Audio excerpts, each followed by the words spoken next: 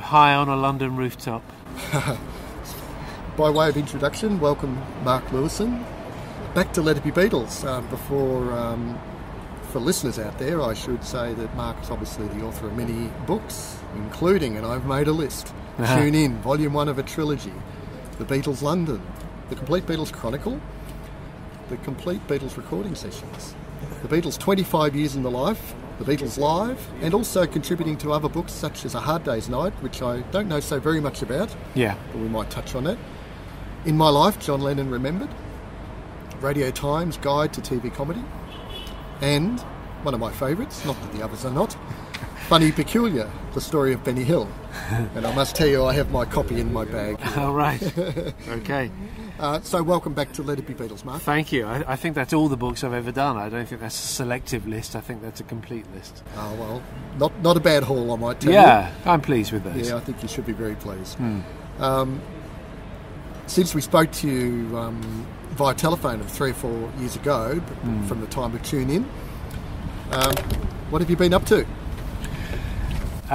What have I been up to? I've been researching Volume 2 of the trilogy. Tune In is the first of 3, and the next one has been monopolising my time. I've been researching both the second and the third one, because where research is concerned, it's not so easy to draw the line. You know, you can draw it when you're writing, but you can't really draw it when you're researching. So I've just been focused on researching the Beatles for the last 15 years, and in particular since Tune In came out, which is now coming up 5 years ago. That's what I've been looking at, just Volume 2 and 3.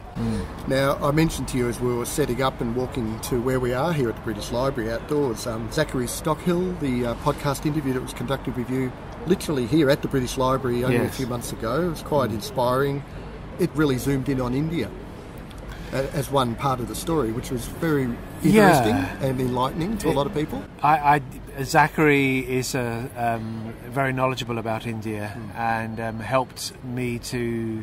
He certainly furthered my research, because he shared a lot of his research findings about the Beatles in India with me.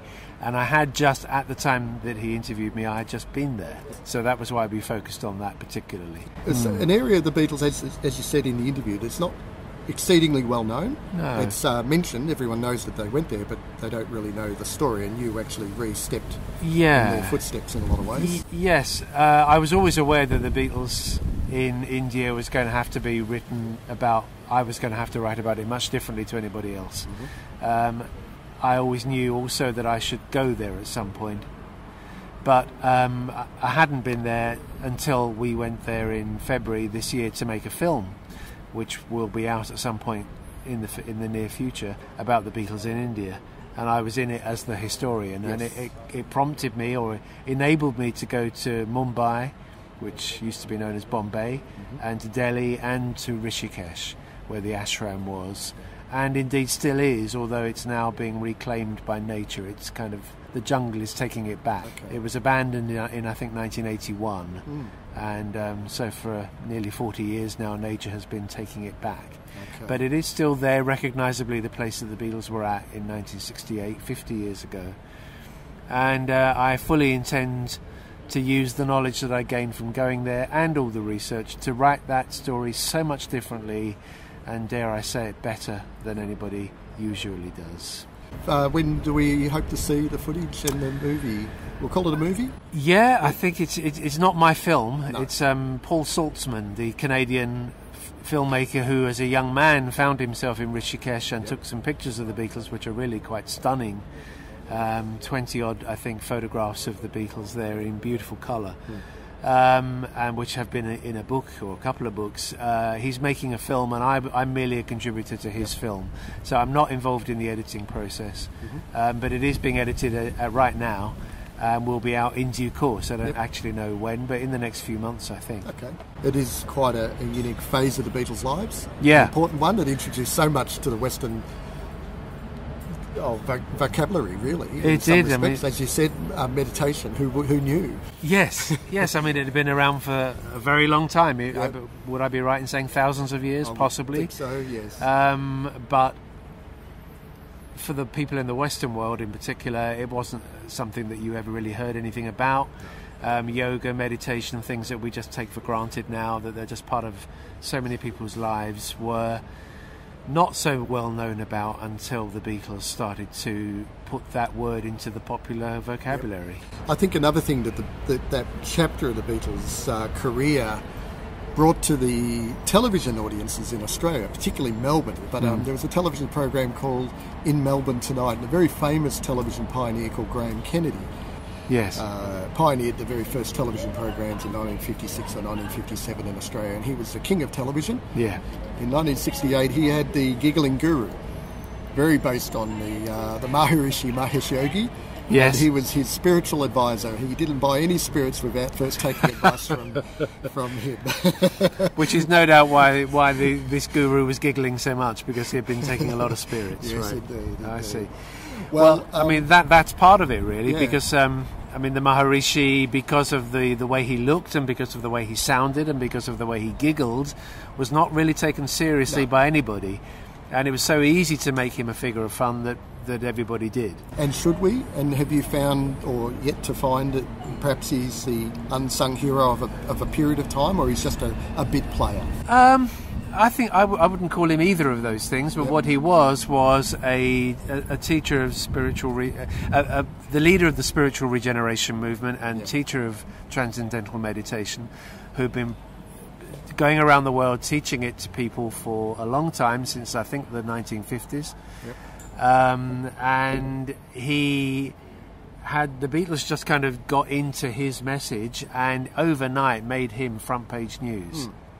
And within 24 hours of that made him something of a laughingstock, because while he was known only to a few, no one really bothered about him. But as soon as he was on the television news, and there, you just described being lampooned by a Melbourne broadcaster, the king of television no less, everybody just laughs. And people stop listening. And it seemed that John Lennon ridiculed him towards the end, as if he was more than they led him to believe. I think it's some sort of parody, well, it depends. I mean, the principal interview that John Lennon gave that everyone still quotes is the one from 1970 when he was interviewed by Jan Wenner for Rolling Stone, and he had just come straight out of primal scream therapy and had a lot to discharge about all sorts of things. That's not to say that what he said there was not what he felt, but the manner in which he delivered it was more robust than he might have done on another day. And he did also, to balance that, say some very good things about Maharishi, and certainly about meditation in other interviews that aren't so well quoted. Depends on which day you interview John. Yeah, it does. I mean, and I agree with that comment only to the extent of the manner in which he delivered it. I don't think he changed his message so much, but he changed the delivery of it. I was very, very thankful that we got the sound recordings of the Jan Wenner interview, because reading the book, the Rolling Stone interview, it was it felt very vitriolic, if you like, if that's a word I could use, but listening to the tape, so totally different. Yes. And in fact, I would have suggested that the Jan Wenner wasn't the best interview I've ever heard. He sounded quite bumbling, and John delivered. I would agree with you. I think John Lennon gave Jan Wenner the interview his life that he hadn't actually done anything to particularly merit. Yes. But reading it, I would have thought, wow, what an interview. Yeah. You would think that the interviewer there was so highly skilled to have drawn all that out of John, but in fact, John just needed to splurge it all out. Yes. And Jan Wenner was the guy with the tape recorder asking some actually not very brilliant questions, but boy, did he get good results. Yes. And sometimes that happens. Sometimes you can ask brilliant questions and get nothing, and sometimes you can ask average questions and get the gold. So it depends on who you're talking to and where they're at. So yeah, I mean, in particular, I know we're now talking about nothing but India. So far, you're right. but in reality, if you do listen to the audio where John is actually splurging about Maharishi, and in the end he calls him a kin idiot, he's not saying it in the most venomous way. He's just kind of saying it like you would if you were having a beer down the pub. And Yoko immediately steps in and says, "You were too hard on him." And John says, "Yeah, I know, I'm always expecting my mother or my father," which means that John, even in the moment, knew that what he was saying was a bit more robust than he really necessarily felt like, but he just was putting it out there. because somebody asked him and he needed to discharge. Because after that therapy, a lot of things, a lot of times when he felt extreme about things, it was all coming out. Well, our focus isn't going to be on India. I know we've spent a bit of time on that, but it was important to do so. But our focus is going to be on a few people that are in the Beatles' lives. Yeah. Not solely, but I thought I would start out with your good self.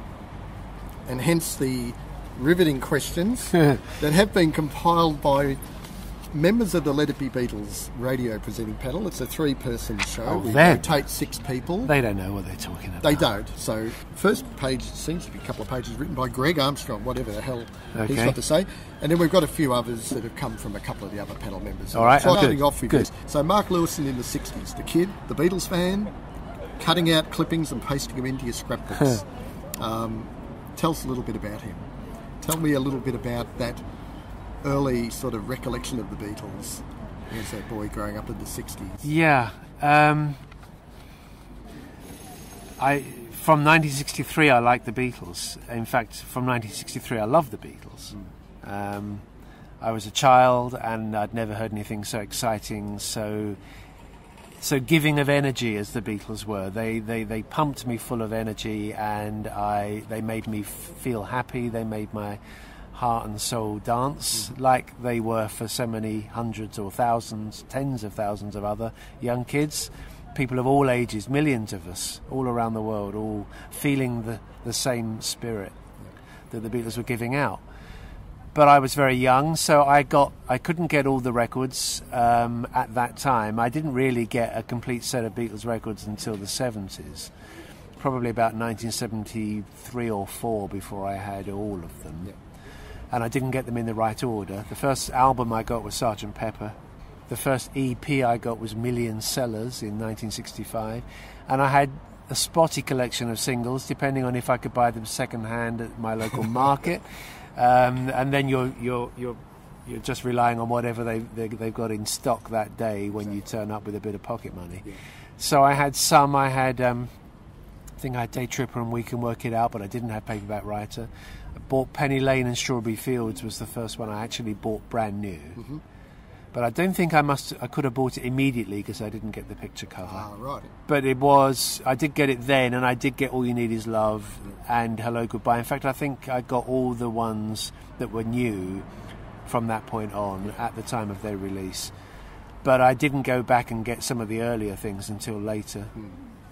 Rubber Soul, my next door neighbour, had that, and I didn't get to hear it so much, but I did get to look at the sleeve, which was magical. Incredible. So that was me. I was still single digit age, but I joined the fan club in '67 when I was 8, and started getting the Beatles Monthly new from issue 54, January '68. But I had quite a few of the earlier issues here and there. I didn't have a complete run. Which is a touch paradoxical, because you would be writing for the Beatles Monthly book, the reissue program, the new pages that were wrapped around the reissues throughout the 80s that I know. I first think I read a groundbreaking article, 2-part article on the BBC recordings by yourself. Yes. Was that the first major work do you think was, well, from the Beatles' perspective, yours? Yes. I got my name in Beatles Monthly when I was about 10 in 1968-69. If you look very carefully on the pen pal pages, actually these days they're circulating as searchable PDFs, so you can find it relatively easily. I just really wanted to have my name in the magazine. I didn't really necessarily need the pen pals that came with it, but I needed to see my name in there. I think I was 10 and a half. Right. And a half is very important when you're only 10. Of course it is. But then the Beatles Monthly entered a reissue program in 1976, by which point I was 17. And I was very keen to get involved, and I remember going along to the offices even before the first reissue number was out, just to say hello, and they had an office again, and I wanted to go there and see it, thinking I don't know what I thought I'd find there, but it was just an office. Was Johnny Dean still involved? Johnny Dean was very much involved. Johnny Dean was the one-man band really who did that certainly was the management of that magazine, because Johnny Dean was alias Sean O'Mahony. Sean O'Mahony is actually his real name. He's the publisher, and he invented the pseudonym Johnny Dean to be the editor. Very few of those kind of magazines ever had the real names of the editors. It would always be a pseudonym. So Sean O'Mahony, I met him that day actually in 1976 at the age of 17, and I then won a few months later the quiz at the first Beatles convention in London, and wrote again to him saying, "I've won this quiz, could I please do something for the magazine?" Oh, excellent. And I did. Yep. Quite soon after, I began answering the readers' letters. Readers would send in questions, and it would be Johnny Dean replies. Yeah. Oh, okay. So we could blame you. Yeah, but they were actually my answers, and I got paid £1 per letter. Wow. Well, that sounds pretty good. Yeah, because it was a professional publishing setup, so they weren't expecting anything for nothing. It wasn't like today where everyone expects everything for nothing. Yeah. Like interviews. Yeah. You mean I'm not being paid for this? Oh, you're being paid, but I mean I'm not. Oh, okay. Phew. And then I started to write pieces for them, and eventually the first major research job I did was the Beatles BBC Broadcast. Yes. So I wanted to find out about all these sessions that they had done, because the Yellow Matacasta bootleg was out, and just where do these tracks come from? They were, in fact, initially they were reputed to be EMI outtakes or the Decca audition, studio sessions, Parlophone, and all the works. So but it turns out they were BBC tracks. And then, because I was working, I actually had a job inside the BBC, so the answers to the questions of what the Beatles had done on air were within internal documents, internal libraries. And I was inside, so I had access. So, what was your clerical role there? Because you were in the BBC as a researcher. What was your main role? Well, the very first job I had in the first job I ever had, full stop, was in BBC Programme Accounts. It was called Programme Accounts, being radio accounts, and there were desks within this office for Radio 1, Radio 2. Radio 3 and Radio 4, which are the 4 national channels of BBC radio broadcasting in Britain. Still today. Although there's now 5 and 6 and other bits and pieces, but it was 1, 2, 3 and 4. 1 was the pop channel, 2 was lighter music, 3 was classical music, and 4 was speech and comedy and that kind of thing. And I worked on the Radio 4 desk, and we would pay contributors to radio programs. So if you appeared on the radio, you would be sent a contract, and then you would be paid a fee, and it would either go to your home address or to your manager or agent, depending on who you were. So straight away, I'm in on the access to broadcasting, the way it happens, the way it works, who producers are, where the studios are, how much people are paid, where they live. Their signatures were on the contracts, and at the end of my office was the general filing area for all 4 stations. So on my very first day, I went down to the end of my office, got out the Beatles file, and there were pieces of paper there that told me about Beatles broadcasts. I was in the right office at the right time. Because it wasn't that very long after. So they hadn't archived those 60s files so much. They were just active. The they were still active files. There was a George Harrison file with his signature on documents in my office. There was a John Lennon file. There were Paul McCartney contracts and Ringo Starr contracts. There were Apple invoices. There were Abbey Road papers. Yeah, and I just walked into this job, and the knowledge that I gained from being in that department at that age, and from being the kind of person who's interested in absorbing how things actually happen, I still use that knowledge to this day. You know, I've always been able to write with confidence about the BBC and the way that it broadcasts, particularly then more so than now, because of that knowledge that I gained right at the start when I was age 16. That's fabulous. I love it. And then I was researching the Beatles BBC Sessions, which obviously was archival paperwork by then, but I did that in 1979 when I was 21. And I'm not sure if it's a quote, but it's a quote that I keep telling people, so it must be true, that I think you said something to the effect that the BBC were rubbish at keeping the tapes, but they were fantastic at keeping the paperwork. Yeah. That sounds true. It's a good line. It's a good line. I mean, in fact, they weren't so rubbish at keeping tapes. What they were was selective. And there were usually reasons for that. I mean, in the case of videotape, the wiping of television videotapes in the 1960s was not unique to the BBC. No. All broadcasters were doing it, and they were all doing it for the same reason, which was that tape was very expensive. Mm-hmm. And the magical thing about video was that it was reusable. So they would, being that they were using public money, they were responsible with that, and they would wipe things. Yeah. Now, some of the things they wiped, you feel like you want to slap them around the face for saying, "Why did you not keep that?" Yeah, yeah. And that isn't just being clever with hindsight. No. It was fairly obvious at the time, but nonetheless, there was reason for them wiping it. And all the ITV, the commercial stations in Britain, they wiped tapes too. And American broadcasting organisations wipe tapes, and I'm sure it's true of Australia as well. Very much so. Yeah. So I'm not... my reticence about knocking the BBC in that regard is that it's not only the BBC, and the BBC come in for more than their fair share of knocks, and this is one that shouldn't only be levelled at them, it should be levelled at everybody. But what they were was brilliant at keeping the paperwork, because from a contractual point of view, if you're continually publishing, which the BBC was and still is, then you never know when you're going to need a contract or a document that actually explains how things occur, because you might be sued. And so their paperwork files are fantastic. Yep. Not everything was kept again, but significant numbers of papers were kept. And in other countries that isn't true.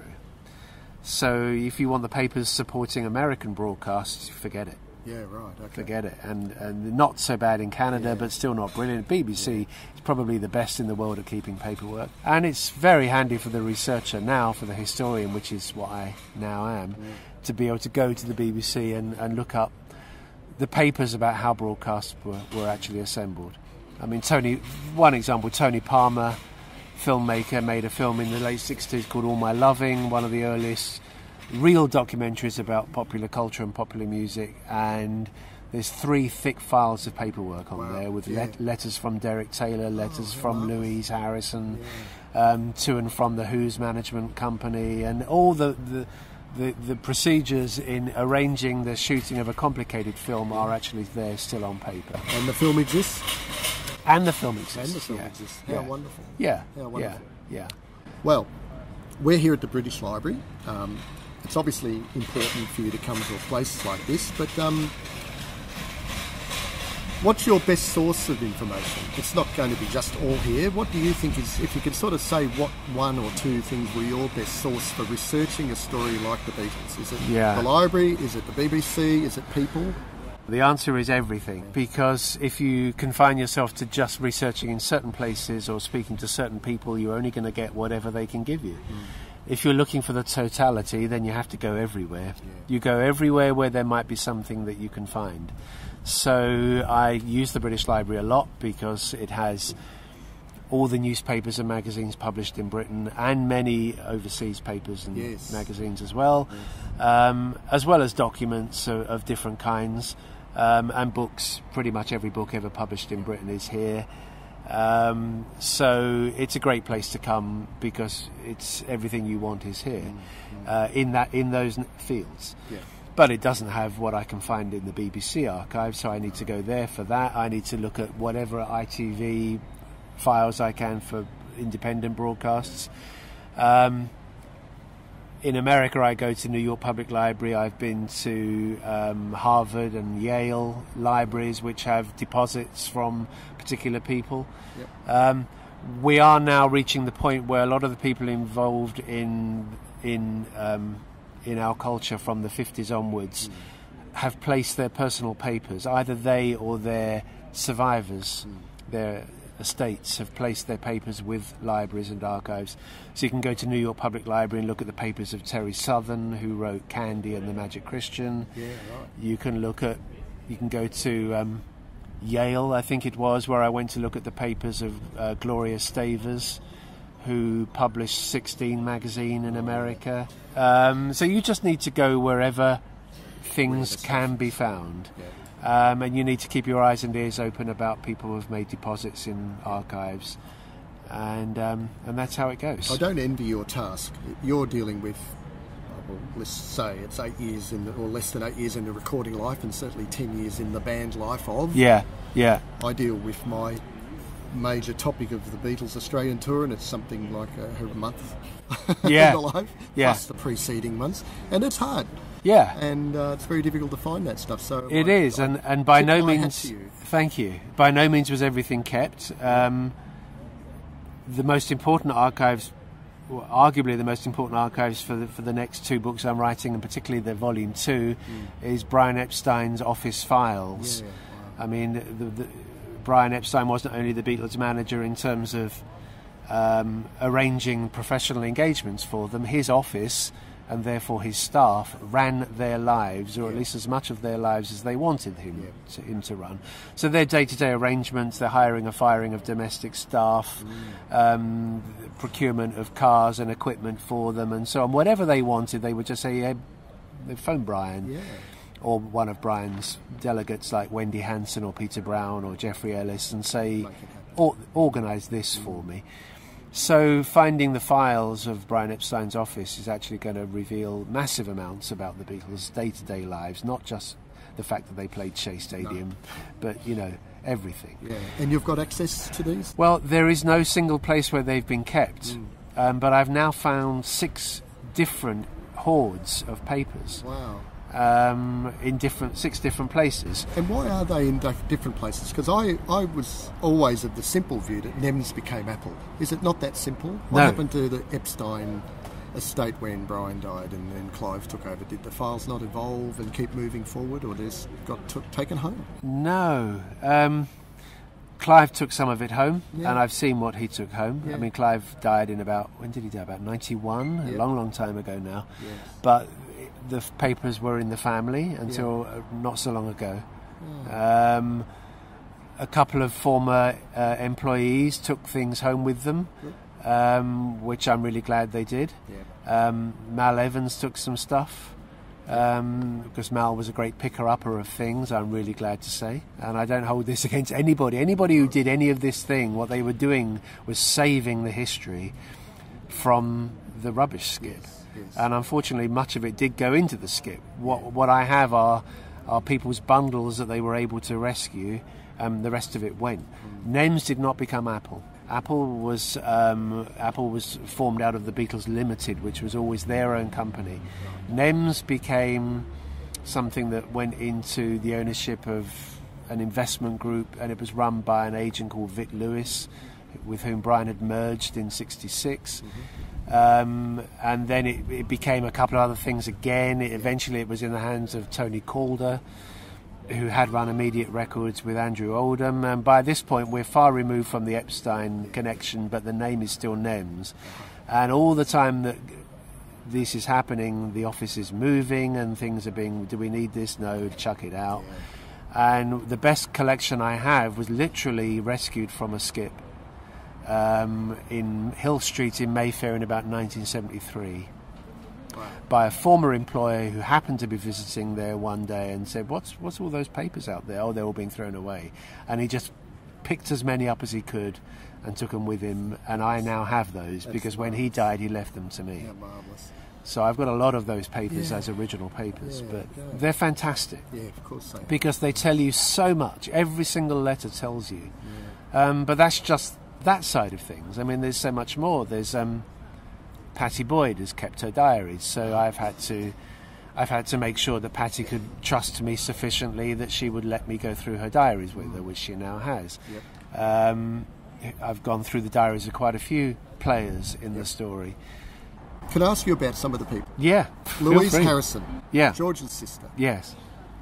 Her role in 1963, being over in the United States, in Benton, Illinois, I think it is. Plugging From Me to You records, getting copies sent to her, George writing to her about it. She's clearly organising to give them a break of some sort, plug the band, as she knows so well, to local DJs and whatever it may be. I mean, what do you think her efforts or her role might have had an important early sort of role to play in their beginnings of the US story, or not much? I think that what she did was wonderful. And wasn't George Harrison, her brother, was writing to her, and Dick James was writing to her, and Brian Epstein was writing to her. Yeah. She was a friendly face in America when they had very few. And in fact at that point probably had no other. So she was someone that they weren't exactly banking on her to break them in America, but they were, every little bit helps. Yeah. And she was willing to write letters on their behalf and send the record out to radio stations in small quantities. I don't think she had a box or anything like that, but a few copies. I see a letter George talks about, a dozen or 10 copies or whatever it may have been from you to you. She did what she could do as someone who wasn't involved in the business. She was a mother of 2 children, I think, by that point. She was a housewife. So, but what she could do was write letters, and she did. I don't think that the Beatles' breakthrough owed to any of her efforts. I think her efforts actually were somewhat in vain, but that doesn't mean that doesn't diminish in any way the fact that she tried. Because the Beatles' breakthrough happened for other reasons and in other ways.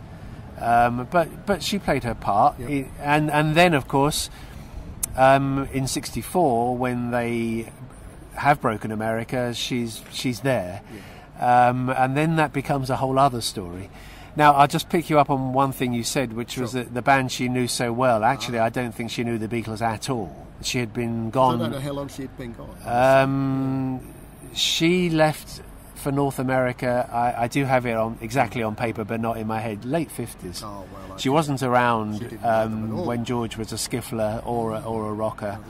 I don't think she had ever seen the Beatles. I'm not aware of her returning for a holiday to the UK in that period. That's important for people to understand. Yeah, but it was her little brother's group. I mean, she didn't know George that well, because when she left in the late 50s, George was just a early teenager. So this aspect of his life as a young man was not one that was known to her, other than the fact that they were the Harrisons. Louise Harrison, the mother, was a passionate letter writer. She had pen pals all over the world. She had one in Australia, in fact, and she would write frequently about what was going on in her family. In fact, there's a woman in Australia called Gwen something, and again I have it on my computer but not in my head. I know her name was Gwen. She was the recipient of letters from Louise Harrison right through George's childhood, which would reveal great detail on George's childhood in a way that's lost to history. And you haven't been able to reach Gwen or her family? I put it in the hands of somebody else, and he looked and was unable to find her. Maybe, possibly, there is still a bit of further delving that could be done. I'd be willing to help. There is a minute chance that these letters have been kept, but it's not impossible, and I think it's worth exploring. But I followed it only a small distance before I moved on to something else. But there's always more research that can be done. Because if these letters can be found, she'll be writing about, George was off playing with his group, in Liverpool last week, or they've played this church hall or whatever. It would be great detail to know. Because she was prolific, Louise Harrison, and the daughter took after her. That's why she wrote the letters on the Beatles' behalf. When they broke in America, she was around, and then she started to be as helpful as she could in ways that the Beatles back in England didn't necessarily want. George was not, it would seem, very happy that his sister had a weekly radio show, for example. And which led to the album Louise Harrison Caldwell tells you all about the Beatles. I don't think that went down very well. And I think that relationships were altered by things like that. But that's it's something I can't ignore. But I won't. I don't really know the ins and outs of it because it's close family stuff. Sure. Brian Epstein. Yeah. What have you learnt about the man? I mean, personally about him in your research so far, and that must be vast, but also about the key role he played. I mean, what sort of the takeaways that you're starting to sort of learn new about the man that we all feel we know a fair bit about? I don't think that anybody really knows Brian Epstein. I mean, I'm struggling with even all the things I've found. I mean, there's been a book and a film about him. There's been more than one book. There's been the Brian Epstein book by Ray Coleman is the one I'm thinking of, yes, which I was researcher for way back in the 80s when I was researcher for other writers. And there was the BBC Arena documentary on Brian, the two-parter. There was, 3 hours on the man. Yeah. But he's a hard man to really get to know. And no one ever really knew the totality of him, so you have to just put him together from fragments. So I'm not going to be able to sum him up easily in a few lines either, in a few sentences. But without Brian, the Beatles wouldn't have happened, I'm sure of that. But the talent was theirs, and he didn't give them their talent in any way.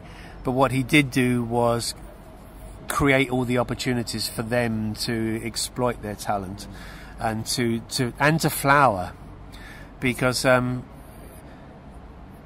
we take for granted the Beatles' rapid personal and musical progression, but that wasn't necessarily something that was just in the hands of another manager. They might have been clamped down, they might have been I was going to say they might have been forced to do things they didn't want to do, but in reality they would never have been forced to do things. I don't know if anyone listening to this has watched the interview I did with the American chat show host Conan O'Brien. It's on YouTube.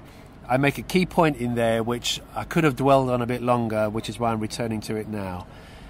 We've had 50 years of people saying Brian Epstein put the Beatles into twee little suits and dressed them up as poster boys, and which was how they made their breakthrough. Anyone who... That is so fundamentally wrong on the most grossest of levels, and that is as follows. If you tried to tell the Beatles to do something and they didn't want to do it, they would not do it. And you would learn in 2 very short words where to go. Because the Beatles were highly opinionated young guys who were forceful with their opinions. They were not shy of expressing them, and they went to base language quite quickly. That's not to say that they were only rude and crude. They could be polite and charming and charismatic and wonderful. But they certainly knew how to swear, and they certainly knew when to swear. And if Brian had told them, as no doubt he did, from time to time, please do this, or would you do that? No.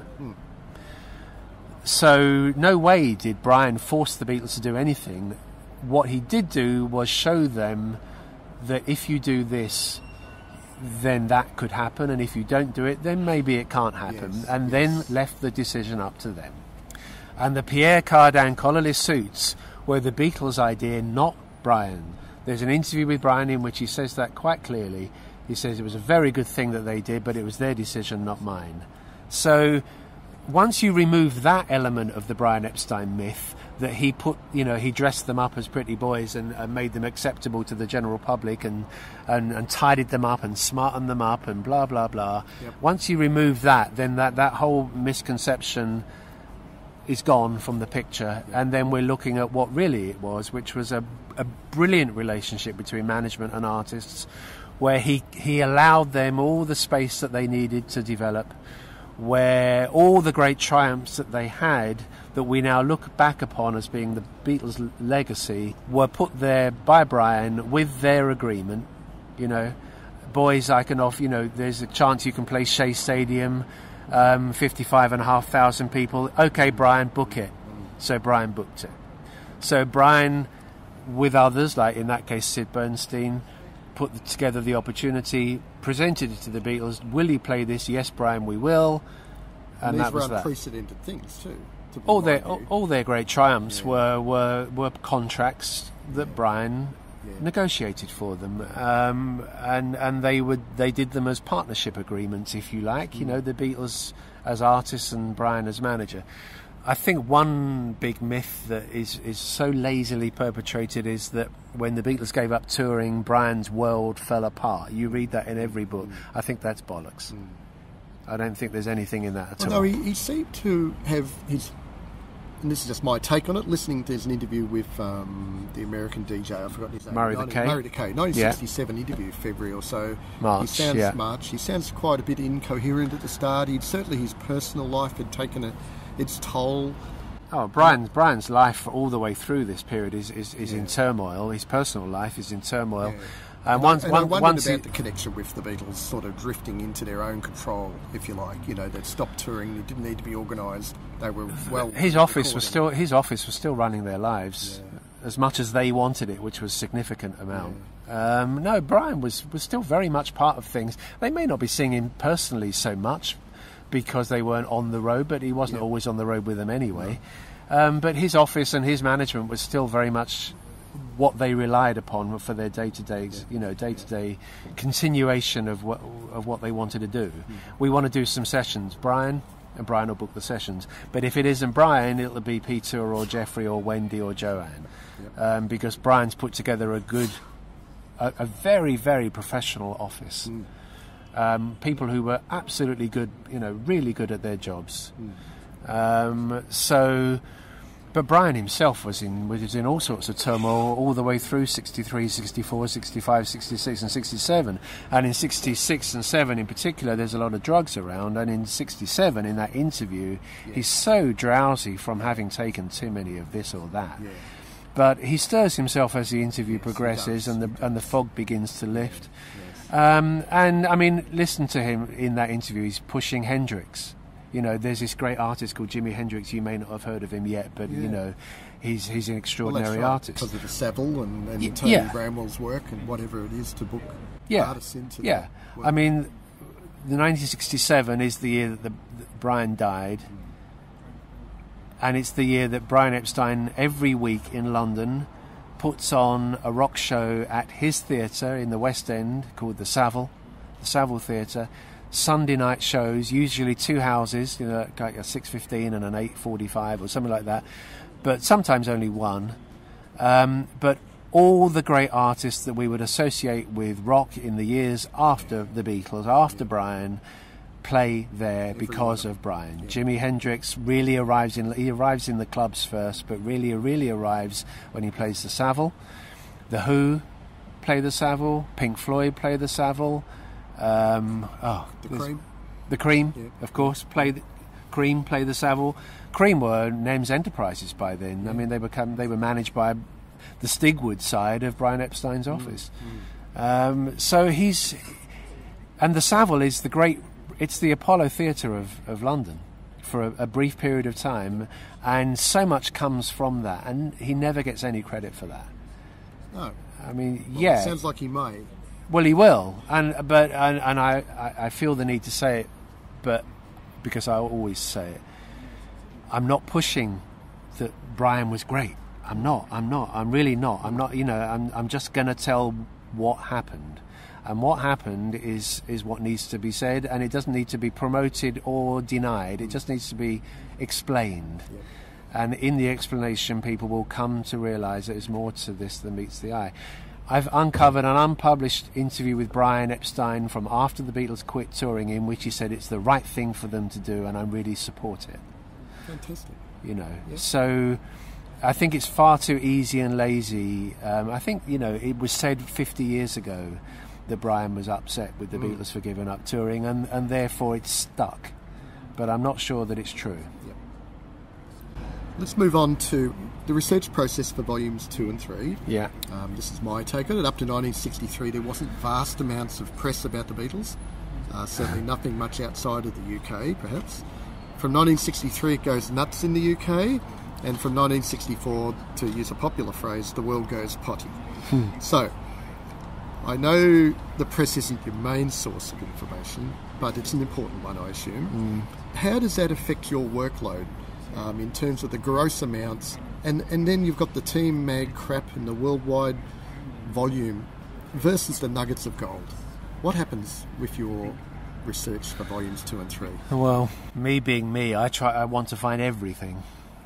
Now, it's not so much important what any overseas paper is reporting about what happened in London the day before, if they've picked something up off the wire services, other than the fact that if you're a child, or indeed a person of any age growing up in that country, that might be your source of news. Yeah. And therefore, how people in Bulgaria, Romania, France, Belgium, Italy, Spain, Argentina, Bolivia, Australia, New Zealand, China, wherever, etc., etc., how they formed a body of knowledge about the Beatles, which was probably an incoherent sense of the story, because it's coming in such strange fragments like that. But how that actually arrives in people's heads is important to me.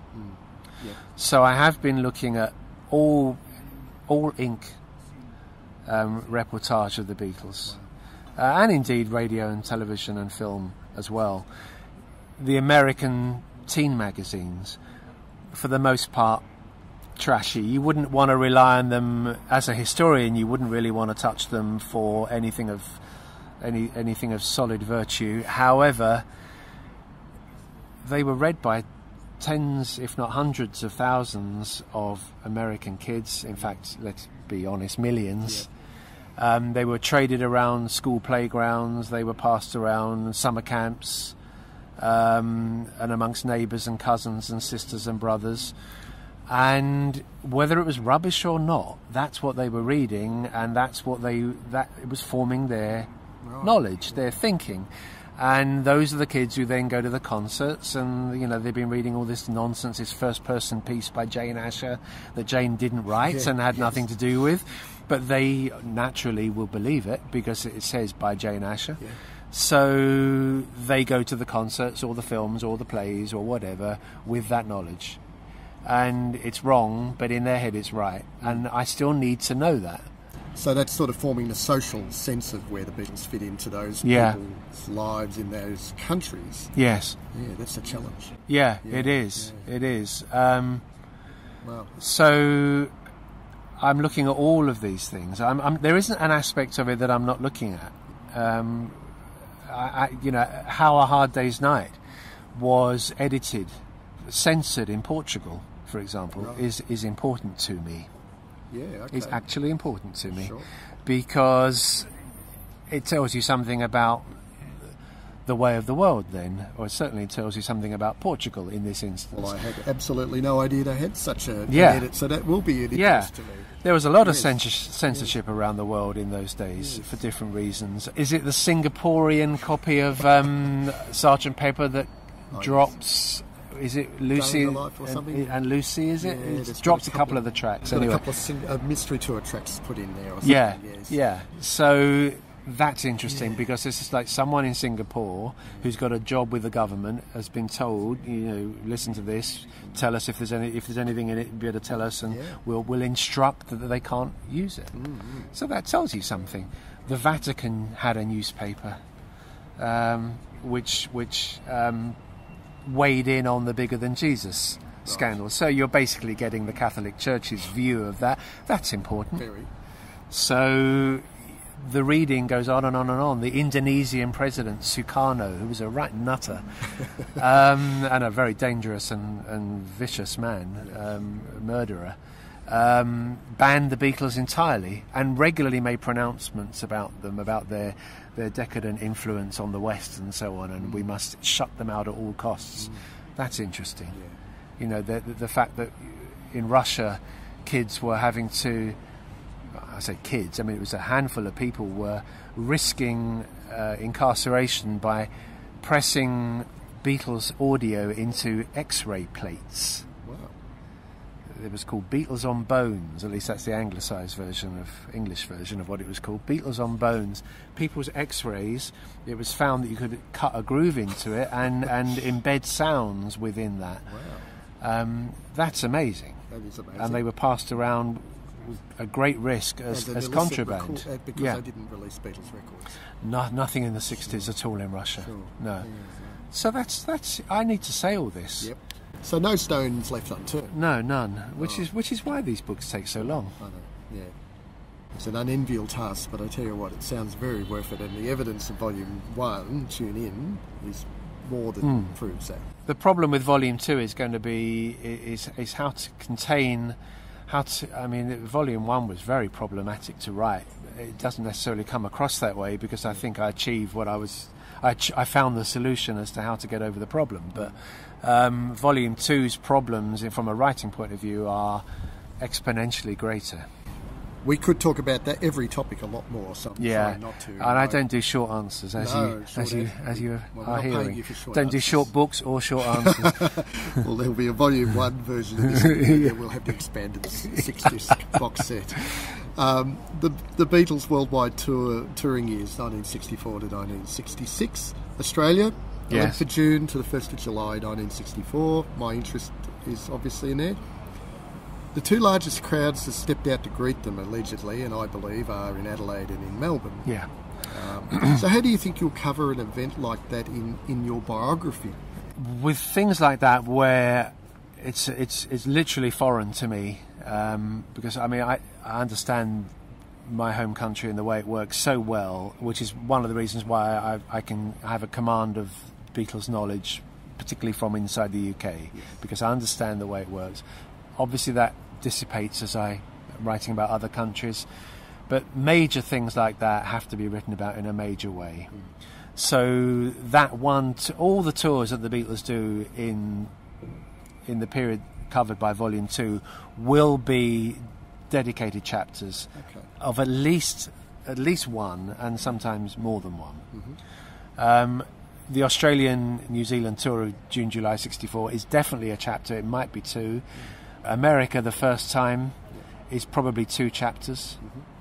I mean, these are, in biographies, it's normally just a few paragraphs. You know, they play Shea Stadium and they play Candlestick Park and they play whatever. You know, Carnegie Hall and Washington Coliseum, but I can't do that. I've got to look at every date. I've got to look at the ins and outs of hotels and arrivals and departures, and so I'll be relying, when I come to Australia, on research by the likes of you, your good self, and Andy Neal, and the book that you're doing together and have been doing for some years. I hope to be able to use your research, use it differently to how you're going to use it, of course, but use it. Absolutely. Thank you. And I will certainly be immersing myself in all the newspapers, and in particular the radio and television coverage, because that's where you've got the real sight of the crowds. You've really got interviews with the people in the crowd. You've really got the opportunity to see the young and the old together, and the families, and you've got the girls together and the boys together, and the people holding up placards and the notices of all different kinds that people are holding up. So that's how to make it real, in a way. Because I wasn't there, that's the way. Well, I rely on that too, because I was 3.5 when the Beatles toured Australia. I didn't see them. I got taken to see A Hard Day's Night when I was 4, but I don't remember it. So they're my eyes too, and my ears, the same. And I'll be doing that for all the places that they went to. Italy and Spain and France and the Netherlands and so on. Sweden. And the great thing is that the Beatles have inspired so much dedication and passion right around the world, that there are Swedes who have done great research into the Beatles in Sweden. There are Frenchmen who have done great research into the Beatles in France. There are Aussies like yourself doing great research into the Beatles down under, and so on and so on and so on. So I can use their research. There's no point in me redoing it, and from here I couldn't go that deep anyway. I don't have access to the material that you would have if you actually lived in those countries. But with the Beatles in Sweden, I've had a lot of that translated, for example, so that when I write about it, I can, I know I've got it from people who have really done their research. Jimmy Nicol. Jimmy Nicol, 3rd of June to the 14th of June, 12 days in the life, as I wrote here on my notes. He's the only ever substitute drummer during the worldwide fame. He gets a mention, right?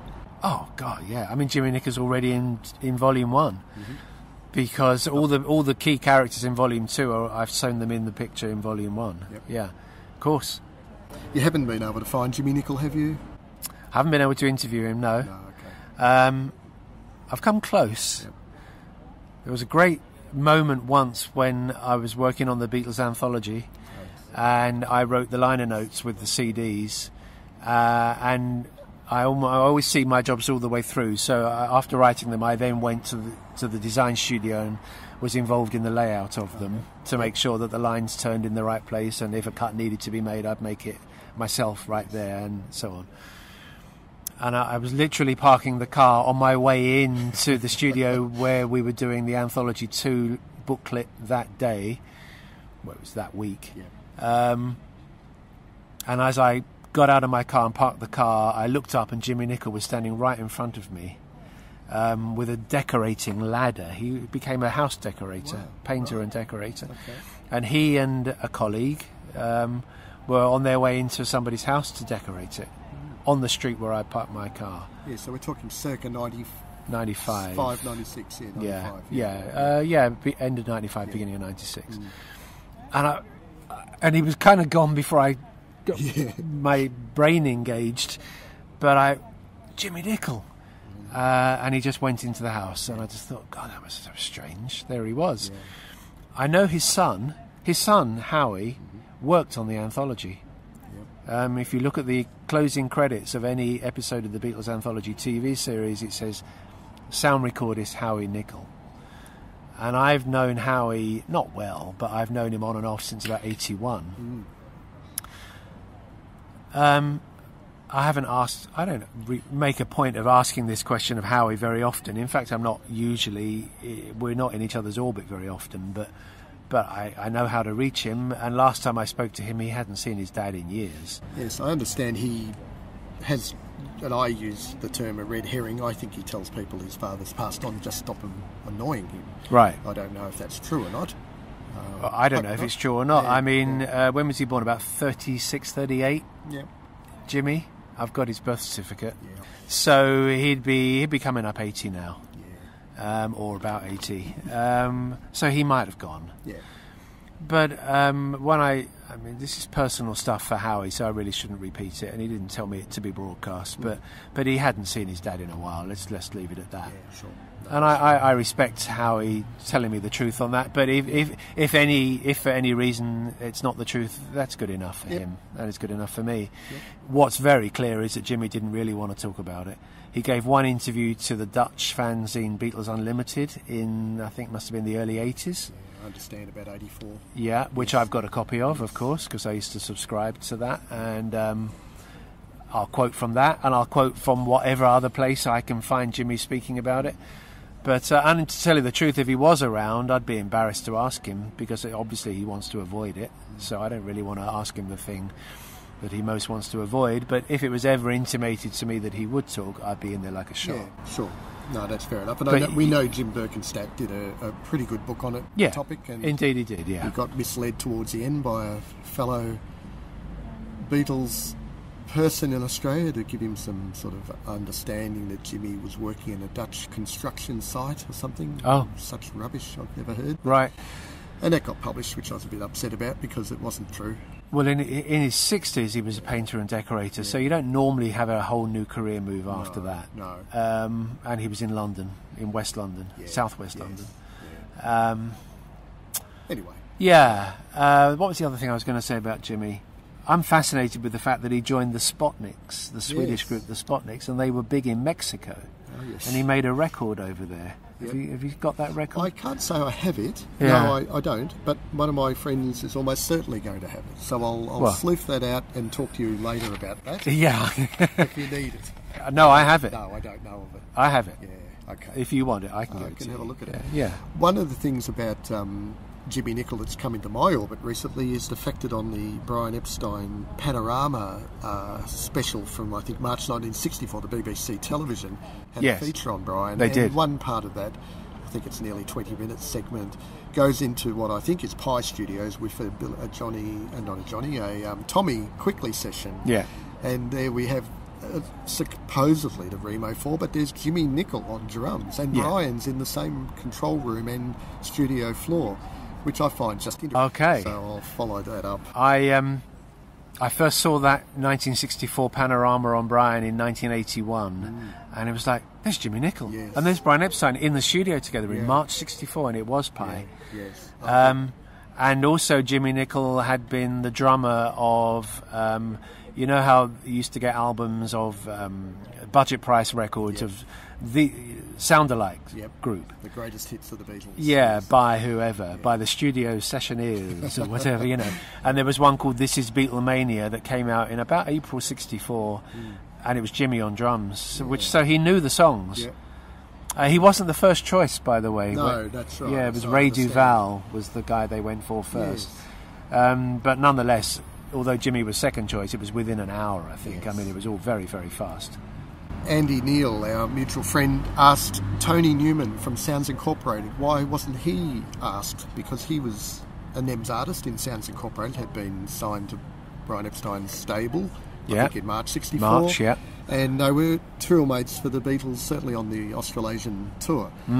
They have a drummer. He's sitting on Ringo's kit, not on another small kit on the side of the stage. Why didn't he substitute? Yes. Tony said, I don't know, I was never asked. Yes. He doesn't remember. Yes. So it's an odd situation. The only two people who would answer that, I think, will be Brian Epstein and George Martin, and we can't ask them. No, but it's a very good question. Yeah. Why take somebody else when you've already got somebody there? Yes. Yeah. And also, why have Jimmy do everything as publicly as they did? Wave from every aeroplane step, wave from every hotel balcony. Attend the press conferences. Yeah, attend the press conference. Why not just the three of them and Jimmy's just the guy on stage? Yeah. I mean, it was quite nice in a way, if you think that they allowed him onto the balconies and allowed him onto, they allowed him full status as a fourth Beatle for 12 days. It's quite remarkable. Yeah. It is quite remarkable. Yeah. Yes, that point hasn't been lost on me. It's very interesting. It is, yeah. It's quite nice, really. It's fabulous. Yeah. Maybe it had some more impact on Jimmy that we don't know. I don't know that either. His whole world changed. Well, he came back and deputised for the Dave Clark Five. Yes, so he was going up in the world. He certainly was. In an upside down way. Sort of oblivion after that. Sort of. But the spotlights were huge. Yeah, big in Mexico. Yes. Can we talk about Mal Evans' diaries? Yeah. A tragic loss to our knowledge, not perhaps as a detailed technical chronology, but as a social history from the man who was there the whole time. And more critically, something that was written at the time. So, the questions are, do the diaries still exist? Have you had access to them? And have you seen Mal's near-complete manuscript of his unpublished book? Right. The diaries, Mal Evans' diaries, do exist. I've seen 63. I've seen several of the others a long, long time ago, way back in about 1991. Right. Long before I was ever contemplating a history of the kind I'm doing now, and well before digital cameras. And not in the vicinity of a photocopier, or indeed in a position to be able to make notes. So I turned the pages. I remember the 71 diary was very good on all of George's session dates, and more John's session dates more than George's, but all their comings and goings, basically. I did go through them skimpily. And I always hoped to regain the opportunity at some point. And certainly when I began this project, I realised it was a priority, that I actually had proper access to all the diaries. And so far, I've not managed it. I've only done 60. I've got 63. Wow. Okay. But I haven't got the others. Are they in good hands? Yeah. Okay. Yeah, they're in the family still. Yeah, okay. That's good. So they're the best hands. Yeah. They're where they should be, and they shouldn't ever be made public really until they're ready for it. Yep. And that they'll be on their own timetable, not anybody else's. Do you think they have an appetite to make them public at some point? I hope so. Yeah. I hope so. I very much need to see 64, 5 and 6 in the next couple of years. Yeah. And but you have to be respectful of people's decisions. I can be persistent, but I won't be brutally persistent. I will respect when people say, no, we're not going to do it right now, and there's no point in pressing that. When they're ready, they're ready. Yeah. And if it doesn't suit my timetable, well, okay, I just have to swallow that. Yeah. As long as we get to know the information at some point, it's not lost. If they're thrown away without anybody ever seeing them, I think that would be wrong. But if they're put in trust for their release eventually, or whatever they decide, that will be the right thing. Because it's personal, it's family, nobody else is family. Yeah. Can I show you something? Yeah. And you will have seen this, I'm quite sure. It's in the public domain.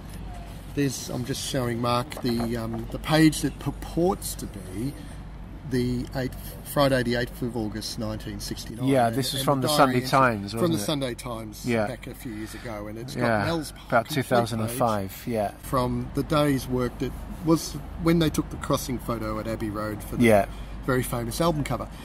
Even with a marvellous drawing of the album cover, almost so perfect that I couldn't quite believe it. Yeah. Is this a real page of Mal Evans' diary, do you believe? Or is that a hoax? What's your take on that? I sort of thought it said great things in the write-up of the day, but the drawings just seemed to be too... Well, certainly, this was illustrated in the Sunday Times, wasn't it? Yes, it was, yes. Well, that article was done with the Evans family's complete involvement. Okay. And there were a number of other reproductions from the diary, all from 69 as I recall. Yeah. And some quotes. And so I don't doubt it. He had a very distinctive Y, did Mal. I'm just looking for a Y in any of these words. Coming, arriving. I know this makes for great radio, no but I will put this no up Y in arriving. You could ask why they arrived. Yes, very good point. Yeah, I'll edit that out. I can't see a Y in any of those words. No, this looks right to me. Yeah. I'm pretty familiar with Mal's writing generally, and it looks right to me. So okay, that's good, because I sort of had the old adage of it's sometimes too good to be true, so it may not be. Yeah, without having the sort of the knowledge that it was something. Mal was talented. Mal was he drew. Mal did poetry, and Mal wrote song lyrics. A lot of I had the privilege of going through various tea chests full of miscellaneous things that Mal picked up from his time in the Beatles before they sold any of it. Yes. In fact, I was part of the little team that pointed out to them the things of value which they then did sell. Yeah. And that was back in attempt to sell. They might have been asked to return things. Paul McCartney eventually shut them down, but they did sell quite a bit of stuff and gave a lot of it to charity as well. Cool. Cancer charity, as I remember. Yep. I think that's right. And so I quite often come across lyrics and think, oh my God, it's a lyric. Mal's written it down, but it's by John or by Paul or by George or whatever. But it was probably just Mal's, because he was keen to be involved. Yeah. And I'm sure he was showing them his lyrics, and they were going, okay, Mal. Oh, I see what you're saying. Not one of a known song, it's a new set of lyrics. Just songs that you don't know, lyrics you don't know, never necessarily put to music. Yeah. So I think this is fine. Yeah, okay, good. George and Mal did go to Regent's Park Zoo after the Abbey Road picture was taken. Mm-hmm. Yeah. And the Radha Krishna the Krishna Temple for lunch. I don't know if that's the one on.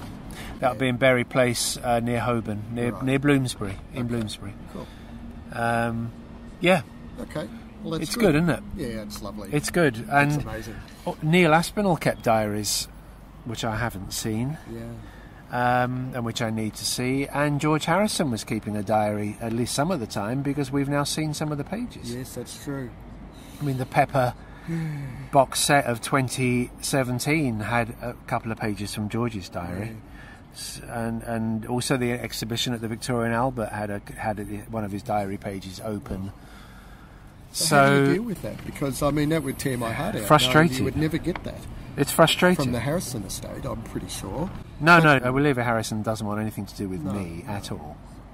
Yeah, so it's very frustrating, because I just want to make the history better and better and better and more correct, especially more and more correct in terms of balance of all four Beatles. But whatever. So with Neil's diaries, would that be something you could follow up with Rogue Best? He seems to be approachable. Whether he gives the answer you want, I don't know. Would he hold them? I believe he has them now. Yeah, so I hear. Yeah. I hear conflicting things on that, but I believe he has them. Mm-hmm. He'll do it when he's ready. Yeah, sure. Lost Beatles television appearances. What's out there that you know about that we don't? You've been given insider or perhaps more correctly research access to. And I'm thinking about the sort of things like Jukebox Jury, Pops and Lenny, Sunday Night at the London Palladium, top of the pops, I mean, the bits that didn't survive from the Doctor Who episode, which is like every episode. Yeah, and there's a little clip of them doing Can't Buy Me Love, is it? And You Can't Do That. Yeah, oh, yes, that's which has been synced up. Yes, that's true. Is there any other major television programs that have unofficially survived that you may be privy to, or I mean, maybe you're not unable to talk about? No, I can honestly say no. To all of those, unfortunately. They may survive in better quality than people think. In sense of Jukebox Jury, there's now a really good audio of that. I don't know how widely that's circulating, but I have it. Is that the November 64? Or the Jukebox Jury one, from December 63. Yes. That exists as a pretty good sound now. Good. Better than I've ever heard it before, and it came up a few years ago. Excellent. No, there's audio of stuff. No, the only thing that's turning up is news footage, and there's still a lot of that coming up. Interviews and press conferences and airport arrivals and departures and bits and pieces of concerts. There's some guys in America who are brilliantly finding concert footage, much more of which could have gone into 8 days a week, but editorially decisions were taken that took them out. I think they were probably in and then got taken out. But there's a lot of excellent footage of the Beatles on stage, some of it colour. And proper 16mm stuff. Yeah, really good quality. Some of it 16, all of it legitimately syncable, if there's such a word, that could be synchronised to sound. So that's all very exciting. But in terms of the great lost TV shows, the Beatles on Jukebox Jury, George on Jukebox Jury, Ringo, twice at Sunday night at the London Palladium, not the BBC. Both lost. Both lost, yeah. That's a tragedy. Audio, particularly of I think audio of both, isn't there? But the first one is the best. Yes. All gone. Yeah. But disappointed to hear the answer. I was hoping that there was something surviving out there that has come to light.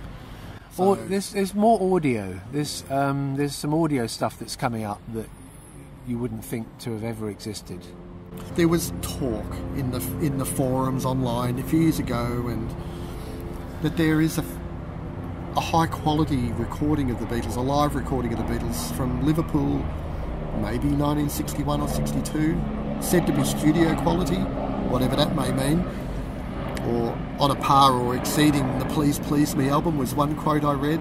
How? Hard to understand. How could it be better than something recorded inside number 2 at Abbey Road? I agree with you. Yeah. But the inference was it sounded pretty good. Yes. That it was somebody's future retirement fund. And I just think, well, is that the Granada television recording from September 1962, the whole of the cavern recording that day? Are you aware of any such high-quality, lost, early, interesting Beatles recordings that may be sitting in a dusty attic? I am aware of no such recordings. I actually, there's something I wrote about in Tune In that didn't get picked up by anybody, but would have been, to me, big news, which was that a couple of their shows at Litherland Town Hall were recorded. Okay, well this may have some synergy with the rumour mill. Stunning even to know it. Okay. And the guy who recorded them had some tapes, and I was urging him to check them all out. Yes. And he did, and he said, no, I said I didn't think I had it, and I've now proven that I haven't got it. I think it was gone many years ago. But I didn't even know that they had been recorded. So that was a shock to me. No, that's right. Yes. So, but at what age do you cash in a pension? I mean, anyone in Liverpool who made a tape is now going to be well beyond pensionable age. Now, I think these things are easily said and never proven. I mean, it's now 35 years since I heard an old rumour then that Fenno Workman, the Dutch Beatles video collector, had film of the Beatles probably on the stage of the Top 10 Club in Hamburg in 1961. And it's, well, come on, Fenno, where is it, for goodness sake, you know? And your Piper puts that in his book, the Beatles recording films, whatever it's called, as a wind-up, black and white, regular 8 home movie camera used by a seaman, I believe he says. Right. Well, he seems to be quite sure of what it is, and he times it and everything, but there's no stills. Yeah. I mean, show us. If you've waited 50 years, then I don't know. But perhaps that proves you haven't got it. I think it's time to show us, Fenno, if you're listening. Yeah. Yes, please. Yeah. Well, I'm sure he will be. Well, I hope so. And hi, Fenno, if you are. I did used to know you back in the 80s, and I always respected you. And if you have got this wonderful, wonderful thing, please share it with the people who are going to love it. Yeah. Well said. Okay. What other Beatles acetates do you know to exist or have heard that we don't know about? And I'm talking about Tip of My Tongue, From a Window, I'll Keep You Satisfied, A World Without Love, Woman, etc. And not etc. literally. Yeah. Anything that's in the... Well, it came up at auction again relatively recently. There's What Goes On, which I first heard when it came up in the 80s for auction. And I think it's on the back of that, actually, although not necessarily on this latest pressing that was sold. With a different version of Love of the Loved, with slightly different lyric. Right. I've heard that. Is that the one that was from the Cilla Black family? Wasn't that an acetate of It's For You? Yeah. You're probably right. So that has surfaced in the last 2-3 years. Have you heard that in its entirety? We had 30 seconds. Yes, I did hear it in its entirety, but not in good quality. It was played to me down the phone.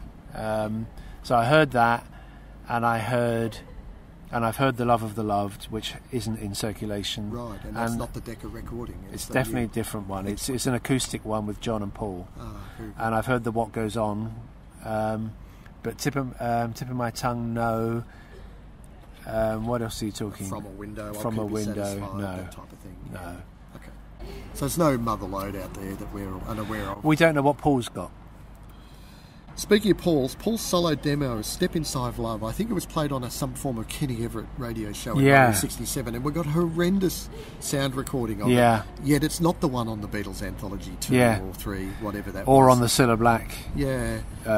Any inklings as to what that's about? Because it sounds like Paul doing all the multiple parts on the recording. Yeah, a bit like a Come and Get It. But it's just an appalling quality. It's not on any recording studio log sheet. It didn't go into the tape library at EMI, so it's not recorded on paper anywhere, so it's impossible to know where and when it was done. And it doesn't circulate in any better form. It never has surfaced in better form than that, even though clearly it must exist in better form. But we have several other Step Inside Loves, don't we? Yes, we do. I'm greedy, I want the good one. I think that's the good one. And on the tape with You'll Know What to Do from June 64, there's also them messing around with You're My World. Yes. 30 seconds, apparently, after all these years to learn. Right, yes. And I did hear it back in 1991 when the tape surfaced. It was actually a misfiled tape.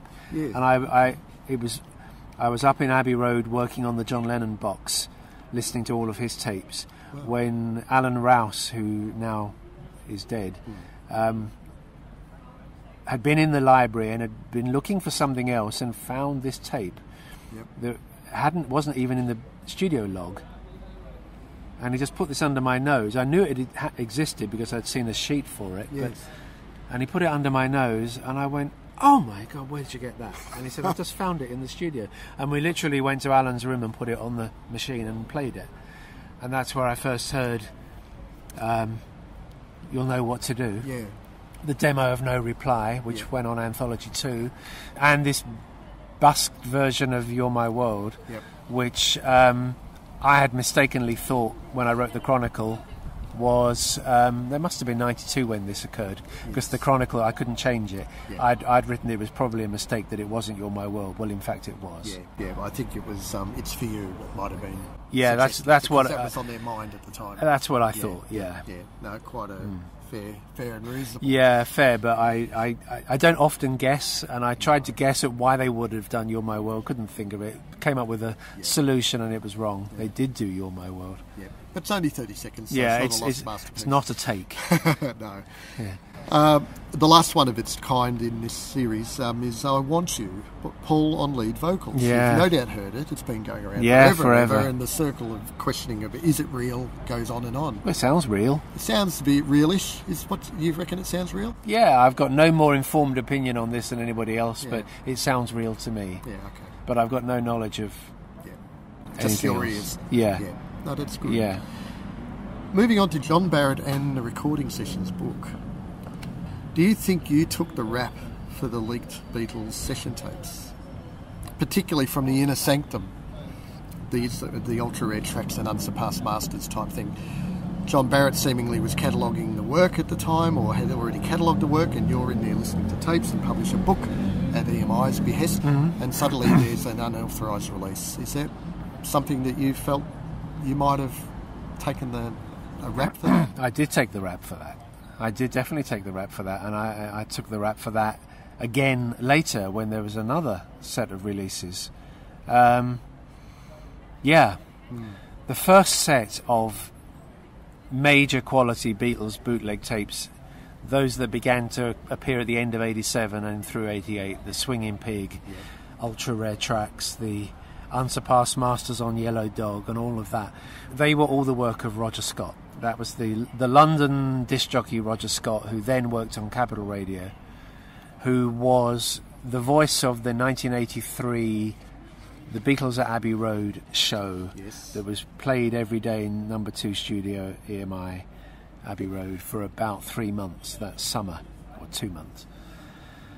And Roger was the one who copied or nicked or did whatever he did with tapes, and sat on them for a period of time and used my book as camouflage for his release, and I took the shit. Yeah. Is that where you might have got your heat from George Harrison? I got a bit of heat from George on that occasion, but I was still okay. I got more heat from George when it's something I talk about in a Fabcast podcast that I've done with Howie and Bard.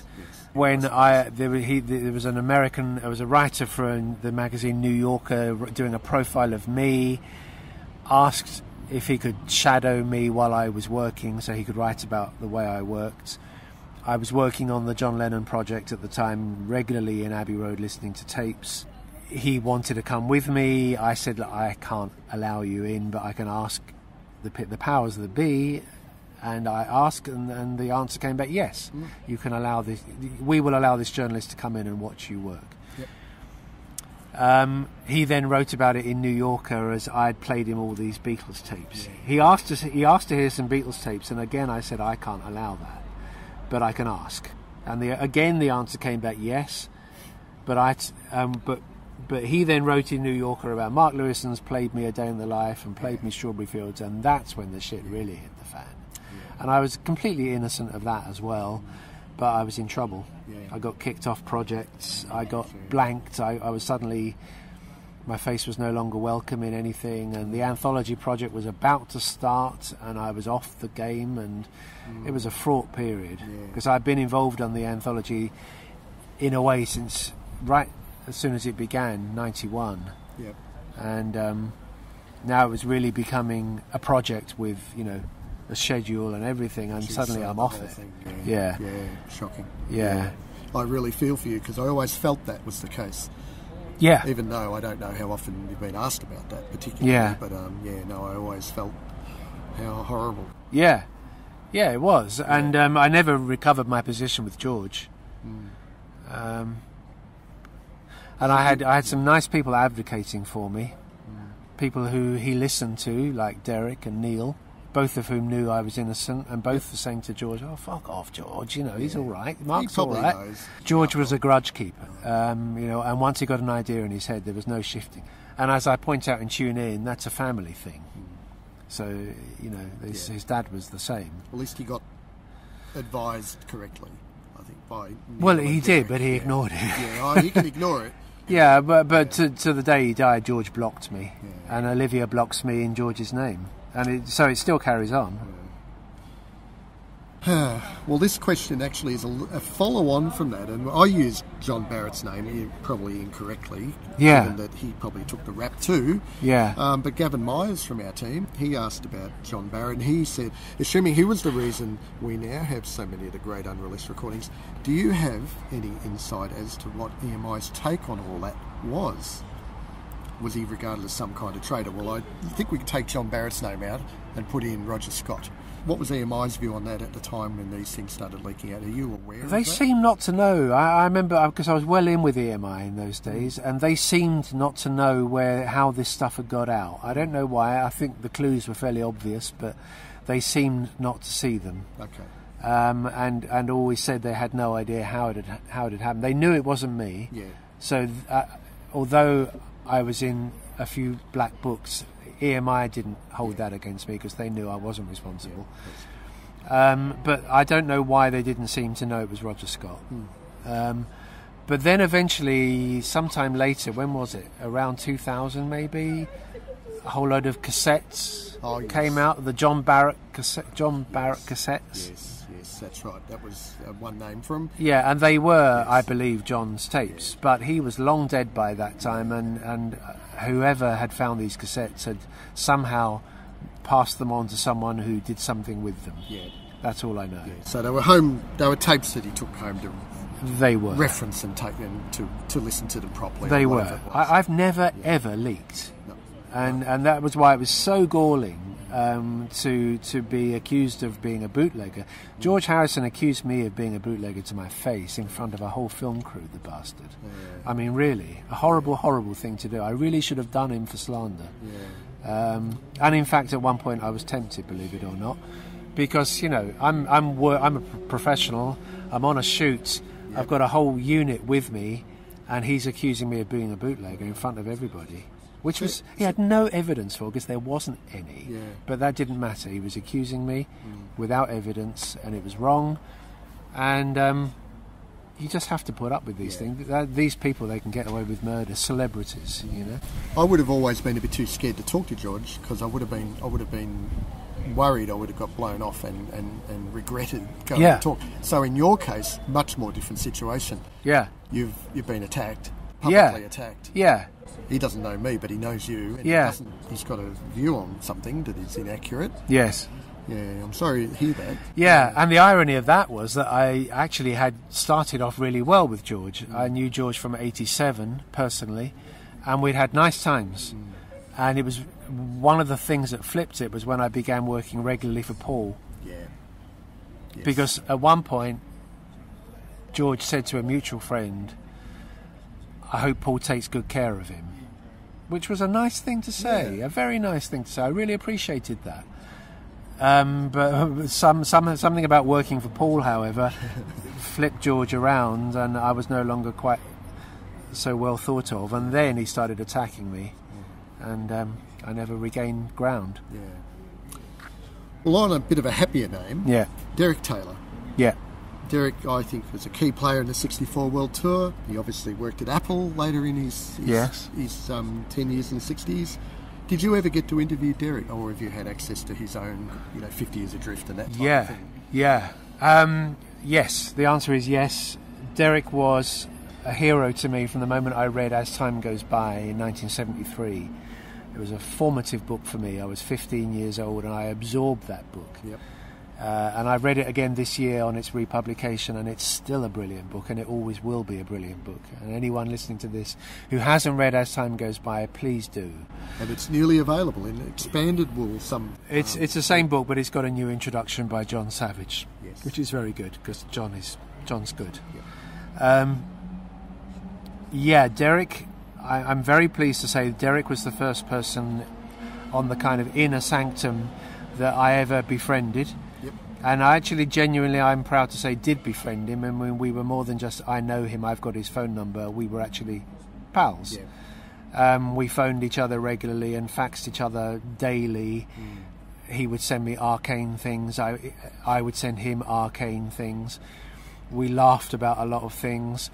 Derek had that kind of relationship with a lot of people. Yep. To the extent that at Derek's funeral, it was actually said, someone said, what are we all going to do? We can't send these things that make us laugh to Derek, and we won't receive these things from Derek that make us laugh.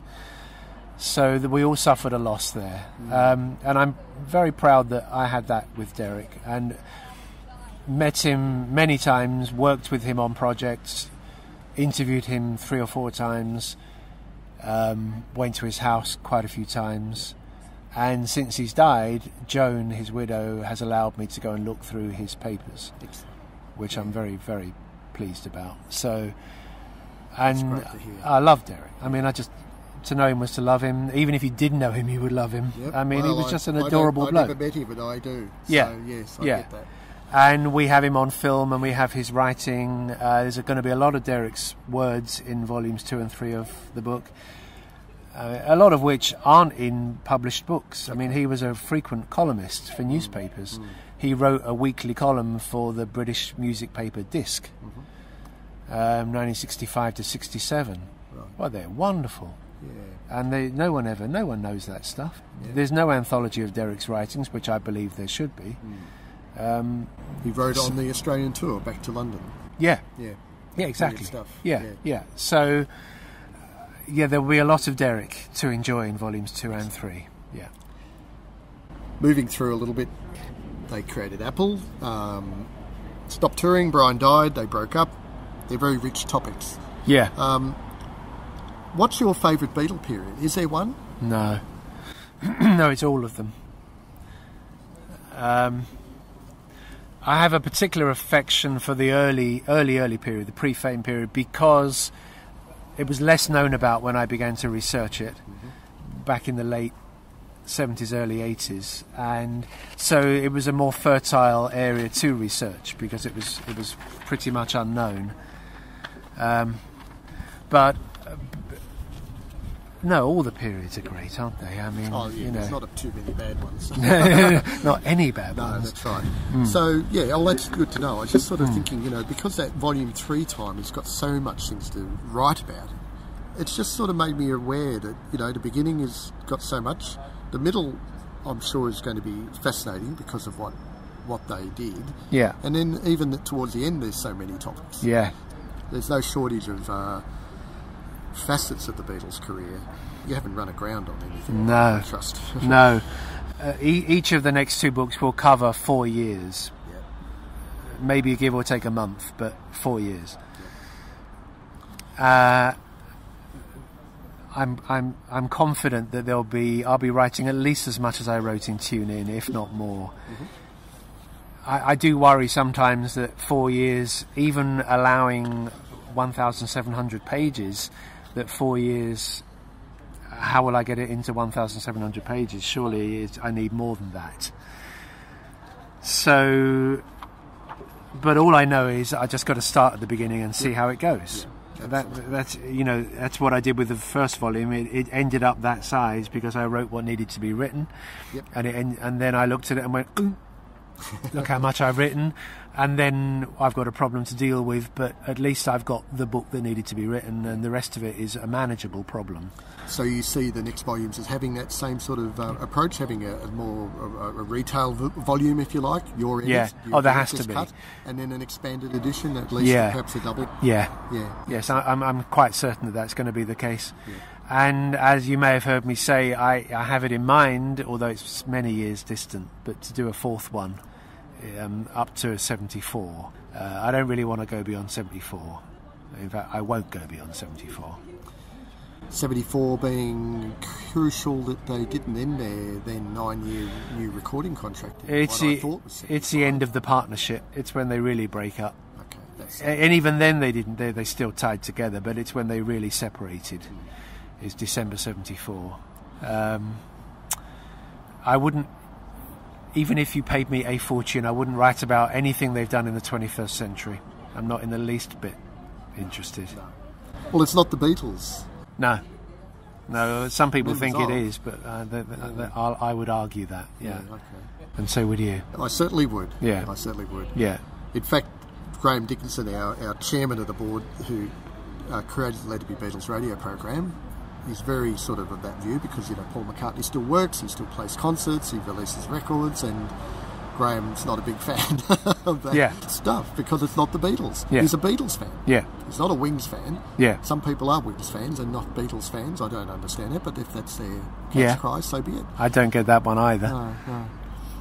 All right, I'm going to just read out a few questions from other people on the panel. Gavin Myers, we heard his name mentioned earlier, but Gavin has submitted a question. and I'll read it out. I'm quite intrigued by Norman Smith and his involvement with the production side and his relationship with George Martin. Yeah. Do you have any further information about the song he wrote, which the Beatles were going to record, but didn't at the last minute? In interviews, he claimed he had forgotten what the song was. Yeah. Do you have any insight to that? I've got a list of the songs he wrote and when they were registered for copyright, and there were about 3 in that year, and I may never know which of the 3 it was, but I've narrowed it that far. I'm not absolutely sure. I mean, he told me that story in '87 when I interviewed him for the Recording Sessions book, and I put it in good faith, and I slight reservations about it, but on the whole I was comfortable with it. But as time goes by, I've become a little less comfortable with that as a valid story. I don't think it's entirely concocted. I think there's some truth to it, but I think it may be slightly different, the circumstances. I don't know that they would have ever done a Norman Smith song because that just wasn't what they were doing. I mean, and it wasn't as if they had no songs left, because they always had a song or two up their sleeve. They always had bits and pieces that they could finish if they needed to, even if they weren't yet, fully fledged songs. Good point. Gavin also goes on to ask, the general manager of a TV production house in Melbourne that Gavin, used to work for was John Chambers. He is Australian as far as I know, and used to work for Apple as an accountant. His son, who I also worked with, remembers the Christmas party with John and Yoko in Father Christmas outfits. And Ross, the son, apparently had autographed albums that he gave away at school. Not sure how factual that is. It's possible. All I remember John Chambers ever telling me, that if the police ever went to Apple, the Beatles used to hide their dope in the accountant's drawers. They believed the cops would never look in there. I recently saw an affidavit of Alan Klein's where he mentions that John Chambers was Chief Financial Officer to Apple. Do you think this is the same John Chambers, who, to the best of my knowledge, is still alive in Melbourne? Well, I don't know if it's the same John Chambers, but there was a John Chambers who was at Apple. I actually have a picture in my mind of what he looked like because I've seen a photograph of him. Yes, there was a John Chambers at Apple. He was in the accounts department.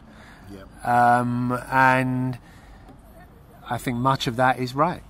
Except for the putting the stash in the accountant's drawer. I somehow disbelieve that, but that might be apocryphal. But the rest of it, yes, quite possible.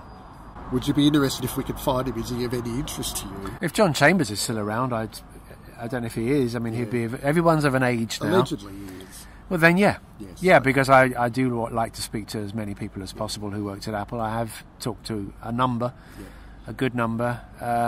Been through a lot of Apple things with people. Follow that up. I'll wrap through Gavin's next question. There is some speculation, particularly amongst certain Let It Be Beatles members, that John wrote most of Eleanor Rigby, but Paul won't credit him for it. And also, Paul now claims he co-wrote Being for the Benefit of Mr. Kite. What are your thoughts? It's very hard when you've got 2 people in a room, and not necessarily anybody else, to know who wrote what, and what percentage was written by him and what percentage was written by him. Ringo claims to have written a bit of the song, and I believe that because it would be a very strange claim to make if he hadn't. George also said that he contributed. I think Pete Shotton. This is to Eleanor. Eleanor. Pete Shotton, I think, said that he threw something in. John, I'm sure, must have done some of it. Maybe not as much as he claimed, but I mean, he claim 70%? I don't know the figure. In one interview. I mean, even if that is not right, you wouldn't claim such a large amount unless there was some substance to a percentage. But who knows? And you may not get to the bottom. And the important point to make is that I can't solve every riddle, and I can't dismantle every myth because I wasn't there, as George used to tell me. And I mean, that's why in Tune In at the beginning I actually put that thing about George saying people remember more than what they know, because that was his experience, and that is the Beatles story. It does have a lot of untruths in it as well as plenty of good truth. So I can't necessarily know who was right and who isn't right, and I don't want to be the final arbiter on something if I haven't got anything to back it up. So where I don't know, I'll say I don't know, and I'll present the evidence that we do have, and everyone will then be as informed as me, but not more or less. Yep. And I think that's the only fair way. Very fair. Yeah. But I don't think Paul wrote it 100%. Yeah. As for Mr. Kite, I think what Paul is saying is that he was around at John's house when John, having bought the poster, was turning it into a song, and maybe help pick some bits off the poster, use this bit, or put that bit there, or this bit here. Yeah. I'm sure Paul was involved. I don't think... I believe that. I'm not, for a moment, of a mind to think that Paul would make something up that was not true. No, I believe you. I think there's some... some people think that Paul's reclaiming history because John's not around to protect his patch. The one that a lot of people question is Blackbird. Is it really a civil rights song? But who knows? That one has a bit of a question mark over it, but he says it was, and you're inclined to believe him, but you do wonder why he never used to say it when, for 30 odd years never mentioned it. Mr. Kite is a bugbear for Paul because now he's started doing it in concert, and people were going, you can't do that, it's a Johnson. First of all, what is this rule that he can't he can't do a John song? He does a terrific version too. Yeah. So, but it made him bristle to the point of that's what the song Early Days is really about. I think it's not really about any particular expert. It's about everyone out there telling him what he did and what he didn't do. And I think that was the spark for it, the Mr. Kite incident. But was he there when John was writing it? Yes, I'm sure he was. Did he have a contribution to it? Yes, I expect he did. Sounds right to me. Yeah. Is it still a John song? Yes, it is. Sure. Yeah. Why do you think Apple is so damn reluctant to release Let It Be? Damn reluctant. Reluctant. Or someone should show them Metallica's Some Kind of Monster, which is some 10-hour-long documentary where they're trying to kill each other or something. So I believe. But Let It Be is the unloved Beatles project, it seems. What's your take on it? I've been excluded from Apple's decision-making processes for, I don't know, about 7 years now. So I honestly don't know. It's got to be a 4-0 decision. Yeah.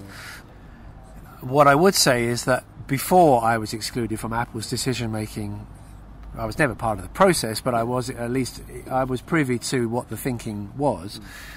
There was already an obstacle on Let It Be because I did the interviews for the DVD of it in 2002, and at that point they were obviously minded to release it because why go to the expense of doing the extras for the DVD if you're not going to do anything with them, because it costs money. Yep. So why hasn't it come out? Answer, it's a decision. Why have they been taking that decision? Answer, because they're not unanimously 4-0 on it. Why aren't they unanimously 4-0 on it? Because one or more is saying no. Why would one or more say no? Well, those are the reasons that we don't know, but it will be because of the hangover of what that project always represented. Yep. I don't know Olivia Harrison. I've never met her, which makes her thorough blocking of everything I do so ridiculous because she doesn't even know me. Yeah. But if, as it would appear, she's taken it upon herself to perpetuate George's wishes, which is something that you might expect a spouse to do when their partner's died. If the partner says, don't ever allow this, then she would take it as her duty not to allow it. I'm guessing. Yep. But I think I can see that in her behaviour towards me, because she doesn't know me, so she can't be blocking me because of what, I haven't done anything to her. But if George said, don't have anything to do with Mark Lewisohn, I'm not flattering myself that he did, but if he did, that would be a reason why she's not. And if George said, don't let It Be out, that would be a reason. Yeah. But I'm only guessing. I'm honestly, don't ever quote me as saying anyone who's going to make that into a news story, George Harrison's blocking. No, I'm not saying that. No. Or Olivia Harrison, I'm not saying that. I don't know. I really, really don't know. But I'm theorising that that is a possibility. And I'm not wrong in that respect. It is a possibility. Yep. And there are other possibilities as well. But you really got to look at what Let It Be represented to the four Beatles back in 1969-70. Yep. And in the years after that, and you won't be far wrong from knowing why there's still a hangover. Yes, it's a shame because they could make an incredible new documentary from what we've heard on the 80. Oh well, I mean, the film was almost edited badly and made into an unhappy film in parts. Yeah, Marvellous Rooftop. Actually, I still think the film. I find the film quite uplifting, believe it or not. I mean, there's some wonderful bits in it. My God, yes. Paul and John doing two of us at the microphone. That's the Nook Twins. Garden. Yeah, the Octopus's Garden. All of that. The whole of the what we see of the rooftop, which is like 20 of the 40 minutes. So just the way they interact with one another, particularly when you get to Savile Row, it's fine. John and Yoko dancing while George does "I'm Me Mine" on his guitar. Beautiful. Yeah, I agree. You know, there's people would say, "Oh, what a depressing film." No, it isn't. It hadn't occurred to me that it was. You know, in reality, I always thought it was fine. But things pick up a tag, they pick up a label, and then those labels cast a shadow over them, which actually bears no real relation. Yes, it's not entirely happy in every moment, but hey, they were making a warts and all film. Yeah. That was always said at the very beginning. Yeah. And the Beatles were always about honesty. And this is who we are today. So, anyway. But there's a problem, and it's not of our fixing, because it's about the interrelationships within that band. That was the problem with that film when it was edited. But not only have we seen the I mean, if you look at the anthology, you can see what amazing other footage they've got and how beautiful it is in terms of quality. I mean, it was very well filmed by a good film crew, top people in their profession, and there's hundreds of hours of film of the Beatles that we haven't seen, and I want it all out. I think it should all come out, and I can't think of any legit valid reason in 2018 why they should have obstacles to that anymore. If they want to make money from it, well, there's an opportunity. And they seem to be monetizing, or they're interested in money. They're leveraging their own rights, if you like, while they're around. They have every right to feel that way, and to monetize it, and they are. And I would always also say that Apple, for my money, always do things well, except for 8 days a week, which I thought was flawed. But the One and the One Plus, that was brilliant. The Cirque du Soleil is obviously brilliant. Magical Mystery Tour was a wonderful box set. Help was a very good box set as well, considering they had no outtakes. They did a lot with it. Yep. So I'm a great supporter of what they do, and I think they do it with good quality. With the exception of 8 days a week, which I thought was not so good. It pleased a lot of people, so they could always point to good reviews, of course, and I think it even picked up an award or two, but it wasn't what it could have been. No, not what it promised to be. No. David White, another panel member, and got a question from him. Are you writing the next two instalments of all these years concurrently, or putting the research into Volume 3 to one side, then concentrate on completing 2? What's your approach? So this is the writing. Yeah. Researching both, but writing them one at a time. Yeah. So I won't write 3 until 2 is out. Okay. Yeah. Cool. Yeah. Brett Wolfenden, aka Wolfie, he's one of our panel members. So his questions are around the Sgt. Pepper 50th Anniversary Deluxe box set. Yeah.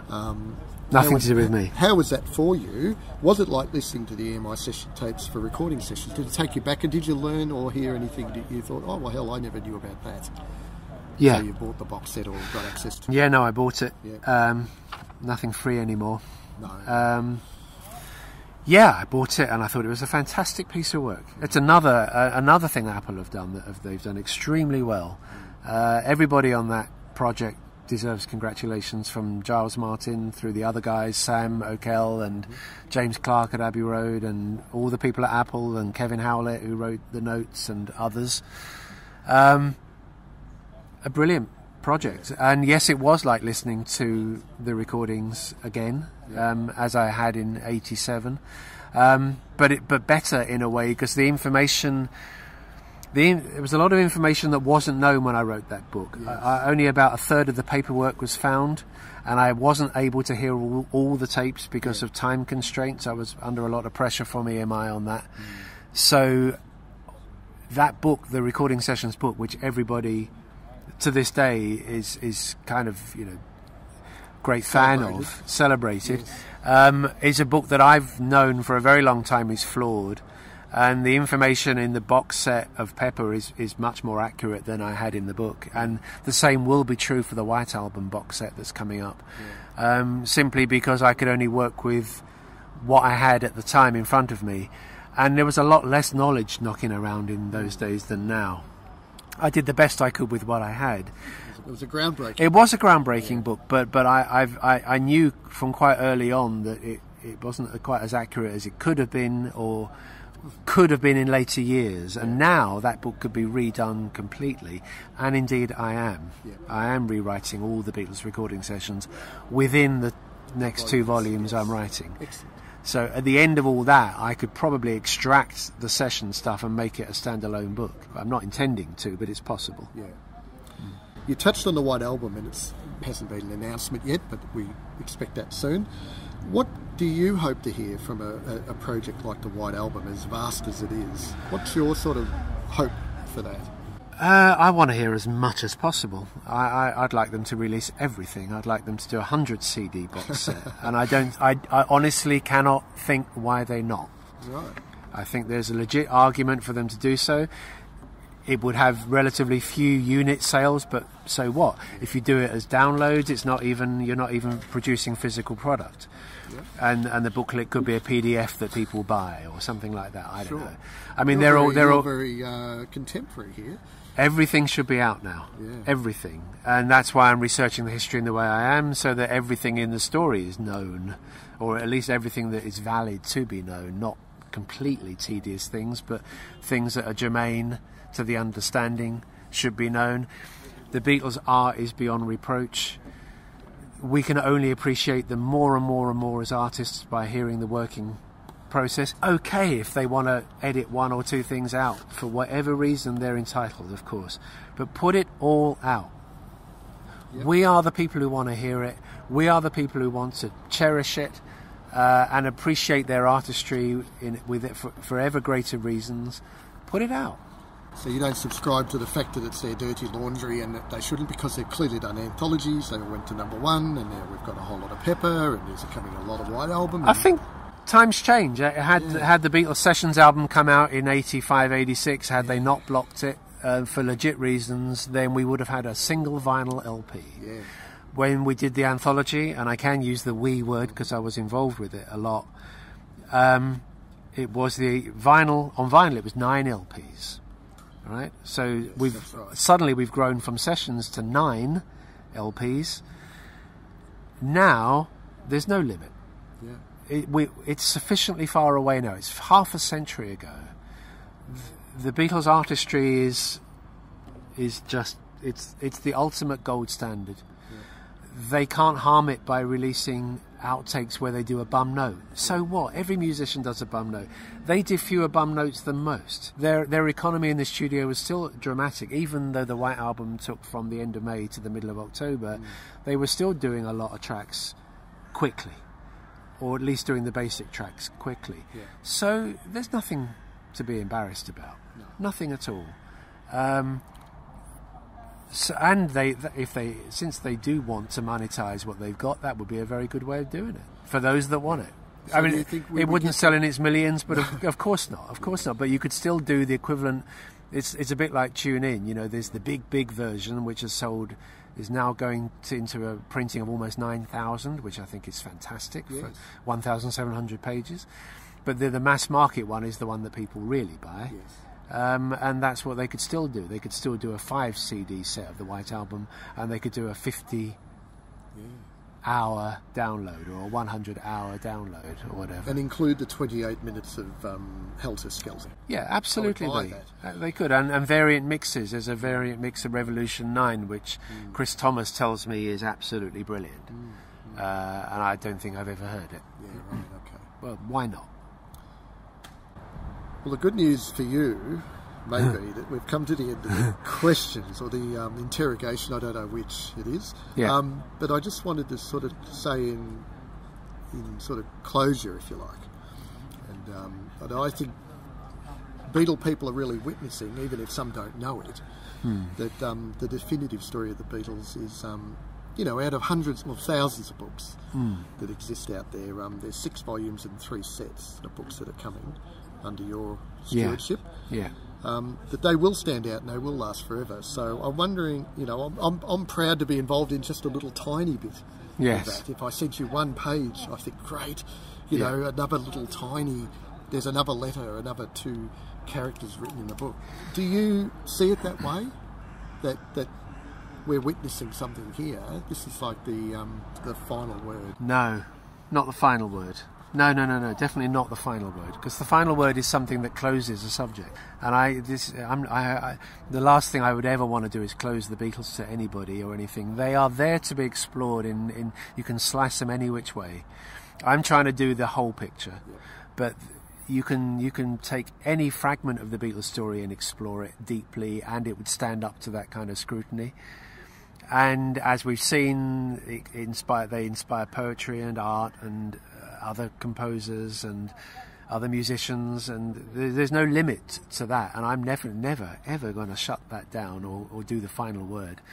What I am hoping to do is to write the book that is the standard history of the subject, which will be the basis for other people to study in the future.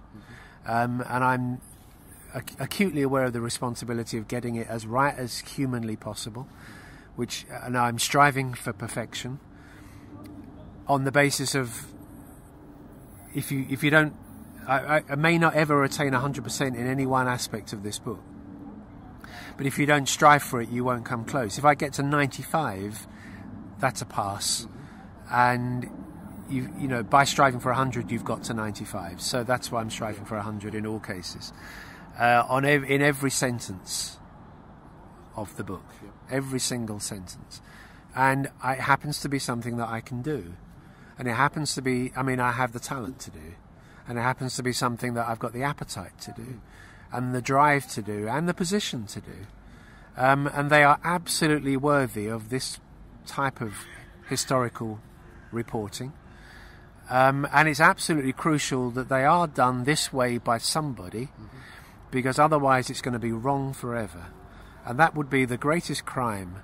So I'm honouring the Beatles in the best way possible by dedicating 30 years of my life to getting their story right. And this is not a sobby, sappy thing that I'm saying. What I'm saying is they deserve it. And to know them is to love them, and to know them more is to love them more, and to know them with as much honesty as possible will be to know them the best. Because everyone who makes a decision about them in years to come, when we're all dead and they're all dead, to anyone who ever writes about them or is influenced by them, they'll be able to read the most accurate and intuitive understanding of the Beatles that there's ever written, and therefore know them more, and therefore understand their art more and their creativity more. And that's what it's all about. Well, you are to be commended for that, because there's a hell of a lot of people that have read a lot of your books, if not every one of those that I read out 2 hours ago, myself included, and many of the Beatles listeners, or people that listen to Let It Be Beatles, are hardcore, we call them. We play a lot of outtakes, and we talk deeply, and we don't love everything. No, you needn't. You really needn't. So it's not the definition of a fan is to love everything. Far from it. So we very much commend you for the work and encourage you and offer any support that we can along the way, of course. Yeah. Thank you. And you do. And everybody does. And there is an appeal in the book and on my website for people to send things that they might have that they might think I don't have. Naturally, I'll get a lot of repetition, but I'm willing to get that in order to get the things I haven't seen before. Another little tiny fragment of the story that actually helps it, just fills it out that bit more. So I'm always after that, if anybody listening has anything. So it's just got to be right. So they can reach you via your webpage, marklewisohn.net. So it's certainly a contact mark on that page, so by all means pursue that call to arms, people. And the other thing, just to finish off, is that although I'm writing deep Beatles here, I mean deep Beatles, I'm also writing a history of our times. I'm writing a sociological history, I'm writing an integrated history, I'm writing the whole history of the music business. Volume 2 will have biographies of the Stones in it, and a biography of Dylan, and a biography of the Who and the Kinks, and so many other biography of the other managers, so that we can put Brian in context. It's all of, I'm writing a history of the 60s on a sociological and global basis, as well as a history of the Beatles. And I'm not writing this just for Beatles fans. This is about the people who have been the most giant form in our popular entertainment for half a century. So even if you've never read a book on them before, it's just like, how do they do that? That's really the ultimate question on this book. Who were these people and how did they do it?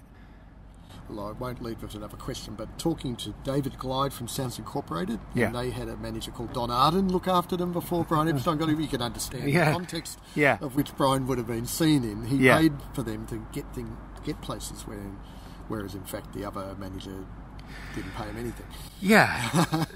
All the other managers. I'm very pleased to say that Andrew Oldham's been a good help to me on this book. I mean, important, obviously for the Stones, but also work for the Beatles and work for Brian. It's all their stories. It's everybody's story. Recently you said that somebody had approached you to write your biography, and you sort of declined it, obviously, which is fine. I'm going to go on the record here and say now that I think that you will get honoured for your diligent research in documenting the Beatles' history. You know, I'm talking about something like an MBE, but, you know, whatever they have these days. I'll send it back. Yes, I was going to ask you if you would send it back. Would Paul and Ringo send theirs back if I get one? Yes, that's right. But I mean, in documenting the Beatles' history, it is modern history, and I just want to be one of the first, if not the first, and might be the 10th, I don't care, in saying that I think that we will see you with letters after your name for the work you're doing here, and I think... Like IOU? IOU, definitely. We'll create new letters. Thank you. What would you think of that, if it would ever happen? Well, I guess it will be an honour. I mean, honestly, I don't ever think like that. I guess it would be an honour. Well, if someone wants to honour you, you have to have pretty strong reasons for rejecting it. So I presently don't have any strong reasons for rejecting it. I think you'd be very deserving. So, Greg, thank you. Thank you for your hours of time. Haven't done your research much good today, I'm afraid, but it's been an absolute pleasure to talk to you. But no, it's been a pleasure to speak to you too, and it's great to have these questions, because I'm interviewed quite often, and a lot of the questions are samey. I hope these weren't too samey. There's probably a few. No, these weren't samey at all. Good. So thanks to Gav and everybody whose name I'm not remembering at this moment, but everybody, all the Let It Be Beatles people, and well done to you for being on air for so long. Yes, thank you. Yeah. I don't know how we've managed it. 26 years. Yeah. Who knew? Well, that is a great dedication in itself. You definitely everybody plays their part. No, absolutely. You know, I've been reading recently newsletters put together by typically American girls in their mid to late teens, in the mid to late 60s and early 70s, typed, run off on a duplicating machine, stapled, stamped, handwritten address, I know exactly what you're talking and about. posted off The Right Thing, With a Little Help from My Friends, Instant Karma, all of those. There were loads of them. They're brilliant. They're absolutely brilliant. They all played their part. Everybody's playing their part in ensuring that this history is recorded And the Beatles' history has got to be the most documented history of all time, which is why it's taking so long, because just to find all this information is a slow process, but it is all out there to be found. Absolutely. I mean, some biographers have very thin materials to work with on their subject, and I'm just absolutely drowning in it. Yes. Well done you for being able to make sense of it and make a cohesive story out of it. Because we think we all know the story, but to actually bring it to life. Yeah, I think when people read Volume 2, when it comes out, you haven't asked me when it's coming out. No, I don't want to. All right, but when it comes out, people will be pretty shocked, I think. Pretty shocked, yeah. And when is Volume 2 coming out? I thought you weren't going to ask.